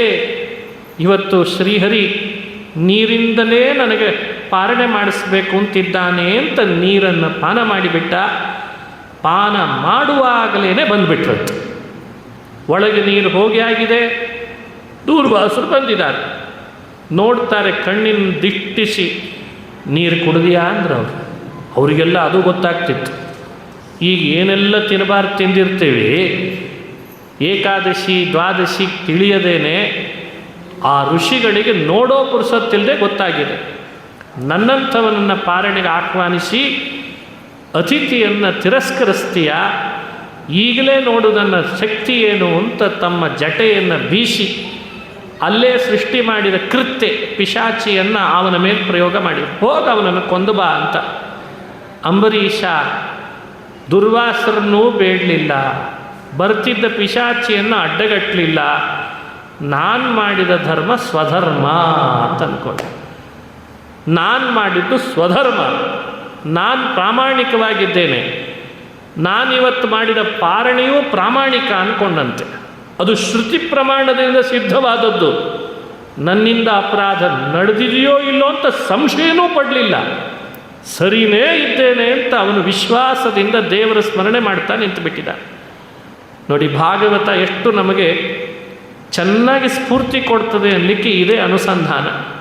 ನಾವು ಮಾಡಬೇಕಾದ ಸ್ವಧರ್ಮವನ್ನು ಮಾಡಿದರೆ ದೈವ ಶಕ್ತಿಯು ನಮ್ಮನ್ನು ಏನು ಮಾಡಲಾರ್ದು ಅನ್ನಲಿಕ್ಕೆ ಈ ಕಥೆಯನ್ನು ನಮ್ಮ ಕಣ್ಣು ಮುಂದೆ ಇಡ್ತದೆ. ಸೋಚಿತ ಕರ್ಮಗಳಾಚರಿಸುತ್ತ ಬಲು ನೀಚನಲ್ಲಿ ಪೋಗ್ಯಾಚಿಸದೆ ಖೆಚರವಾಹ ಚರಾಚರ ಬಂಧಕ ಮೋಚಕನಹುದೆಂದ್ಯೋಚಿಸುತ್ತಿಪ್ಪುದೆ ಫಲವಿದು ಬಾಳುವುದಕ್ಕೆ. ಸ್ವೇ ಸ್ವೇ ಕರ್ಮಣ್ಯಭಿರತಃ ಸಿದ್ಧಿಂ ವಿಂದತಿ ಮಾನವ ಅಂತ ಕೃಷ್ಣ. ಸ್ವಧರ್ಮ ನಿರತನಾದವನಿಗೆ ಇಂಥ ಸಿದ್ಧಿ ಬರಲಿಕ್ಕೆ ಸಾಧ್ಯ. ಆ ಪಿಶಾಚಿ ಥೈ ಥೈ ಥೈ ಥೈ ಕುಣಿತ ಗದರಿಸಿ ಹೆದರಿಸಿ ಬೆದರಿಸಿ ಇವನು ಕೊಲ್ಲಿಕ್ಕೆ ಬಂದರೆ ಅಂಬರೀಷ ಏನು ಮಾಡಲಿಲ್ಲ. ದಿನಾ ಅಂಬರೀಷನಿಂದ ಪೂಜೆಗೊಳ್ತಿದ್ದ ಸುದರ್ಶನ ಇತ್ತಲ್ಲ, ಅದು ಎದ್ದು ಬಂದುಬಿಡ್ತಂತೆ. ಚಕ್ರ ಸುದರ್ಶನ ಎದ್ದು ಬಂದರೆ ಸ್ಥಿತಿ ಏನಾಗಬೇಡ, ಕೃತ್ಯೆಯ ಸ್ಥಿತಿ. ಪಿಶಾಚಿಯನ್ನು ಒಂದು ಕಿಡಿಯಿಂದ ಸುಟ್ಟು ಭಸ್ಮ ಮಾಡಿತು. ಅದೇ ತಿರುಗುತ್ತಾ ತಿರುಗುತ್ತಾ ದುರ್ವಾಸರನ್ನು ಅಟ್ಟಿಸ್ಕೊಂಡು ಬಂತು. ಬ್ರಹ್ಮನ ಬಳಿಗೆ ಶಿವನ ಬಳಿಗೆ ಪ್ರಾರ್ಥನೆಗೆ ಹೋದರು, ರಕ್ಷಣೆಗೆ ಹೋದರು. ಇಬ್ಬರೂ ಕೈ ಎತ್ತಿದರು. ಬ್ರಹ್ಮನೂ ಕೈ ಎತ್ತಿದ, ಶಿವನೂ ಕೈ ಎತ್ತಿದ. ಅಪ್ಪ ನೀನು ಅಪರಾಧ ಮಾಡಿದ್ಯಾರಿಗೋ, ಬಂದಿದ್ದಿ ನಮ್ಮ ಹತ್ರ, ನಾವೇನು ಮಾಡಲಾರಿಗೋ ಅಂತ ಕೈ ಎತ್ತಿದರು. ವಿಷ್ಣುವಿನ ಬಳಿಗೆ ಹೋದರೆ ವಿಷ್ಣುನೂ ಕೈ ಎತ್ತಿದ ಅಂತದೆ ಪುರಾಣ. ವಿಷ್ಣುನೇ ಕೊಟ್ಟ ಚಕ್ರ, ವಿಷ್ಣುವಿನ ರೂಪದಲ್ಲೇ ಇರುವ ಸುದರ್ಶನ. ಆದರೆ ವಿಷ್ಣುನ ಕೇಳಿದರೆ ದುರ್ವಾಸರಿಗೆ ಹೇಳ್ತಾನೆ, ಅಪರಾಧ ನನ್ನ ಭಕ್ತನಿಗೆ ಮಾಡಿ ಬಂದಿದ್ದಿ, ನನ್ನ ಹತ್ರ ಬಂದಿದ್ದೀಯ ರಕ್ಷಣೆಗೆ, ಅವನ ಹತ್ರನೇ ಹೋಗು ಅಂತ ಕಳಿಸಿದ. ಅಹಂ ಭಕ್ತ ಪರಾಧೀನಃ ಹ್ಯಸ್ವತಂತ್ರ ಇವ ದ್ವಿಜ. ನಾನು ಭಕ್ತ ಪರಾಧೀನ, ಪ್ರಪಂಚ ಎಲ್ಲ ನನ್ನ ಅಧೀನ ಇರ್ಬೋದು, ನಾನು ಸ್ವತಂತ್ರನಾದರೂ ನನ್ನ ಭಕ್ತರ ವಿಷಯದಲ್ಲಿ ಮಾತ್ರ ನಾನು ಭಕ್ತ ಪರನೂ ಹೌದು, ಭಕ್ತರ ಅಧೀನನೂ ಹೌದು ಅಂತ ದೇವರು ನಮಗೆಲ್ಲ ಎಚ್ಚರಿಕೆ ಕೊಟ್ಟು ಅವನನ್ನು ಕಳಿಸೇ ಬಿಟ್ಟ ದುರ್ವಾಸರನ್ನು. ದುರ್ವಾಸ ಮಹರ್ಷಿಗಳು ಅಂಬರೀಷನ ಬಳಿಗೇ ಬಂದರು. ಆಗ ಅಂಬರೀಷ ವಿಷ್ಣು ಭಕ್ತ. ಈ ಕಾರಣದಿಂದಲೂ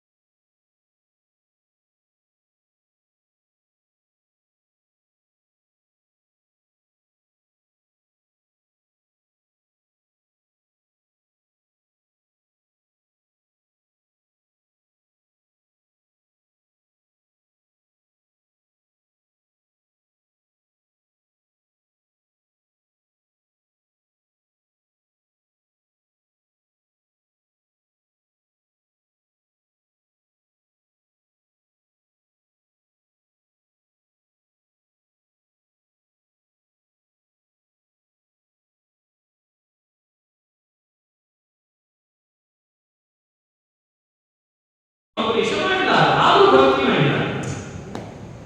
ಯೋಚಿಸಬೇಕಾದ ಅಂಶ, ಬ್ರಹ್ಮದೇವರು ಮಾಡುವ ಭಕ್ತಿಯ ಮುಂದೆ ಕೋಟಿ ಅಂಶ ವಿಭಾಗ ಮಾಡ್ತಾ ಬಂದ್ರೆ ಒಂದು ಅಂಶನೂ ಅಂಬರೀಷನ ಭಕ್ತಿ ಸರಿದೂಗಲಾರದು.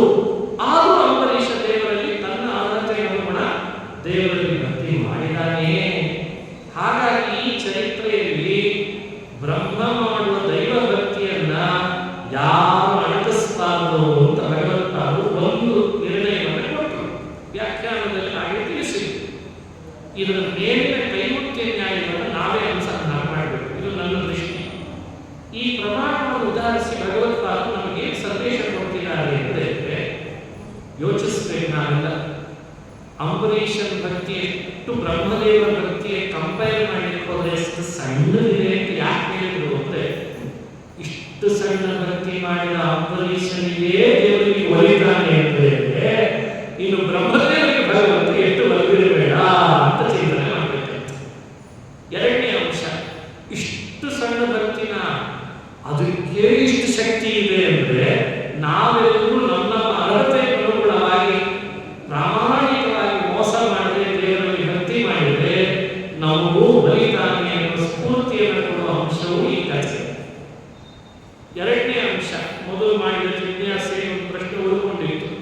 ಬ್ರಹ್ಮದೇವರು ಮಾಡುವ ಪ್ರಾರ್ಥನೆಯ ದೇವರು ಶಾಂತನಾಗ್ತಿರ್ಲಿಲ್ಲ, ಸುದರ್ಶನ ರೂಪದಲ್ಲಿ ಆಗ್ತಿದ್ದ.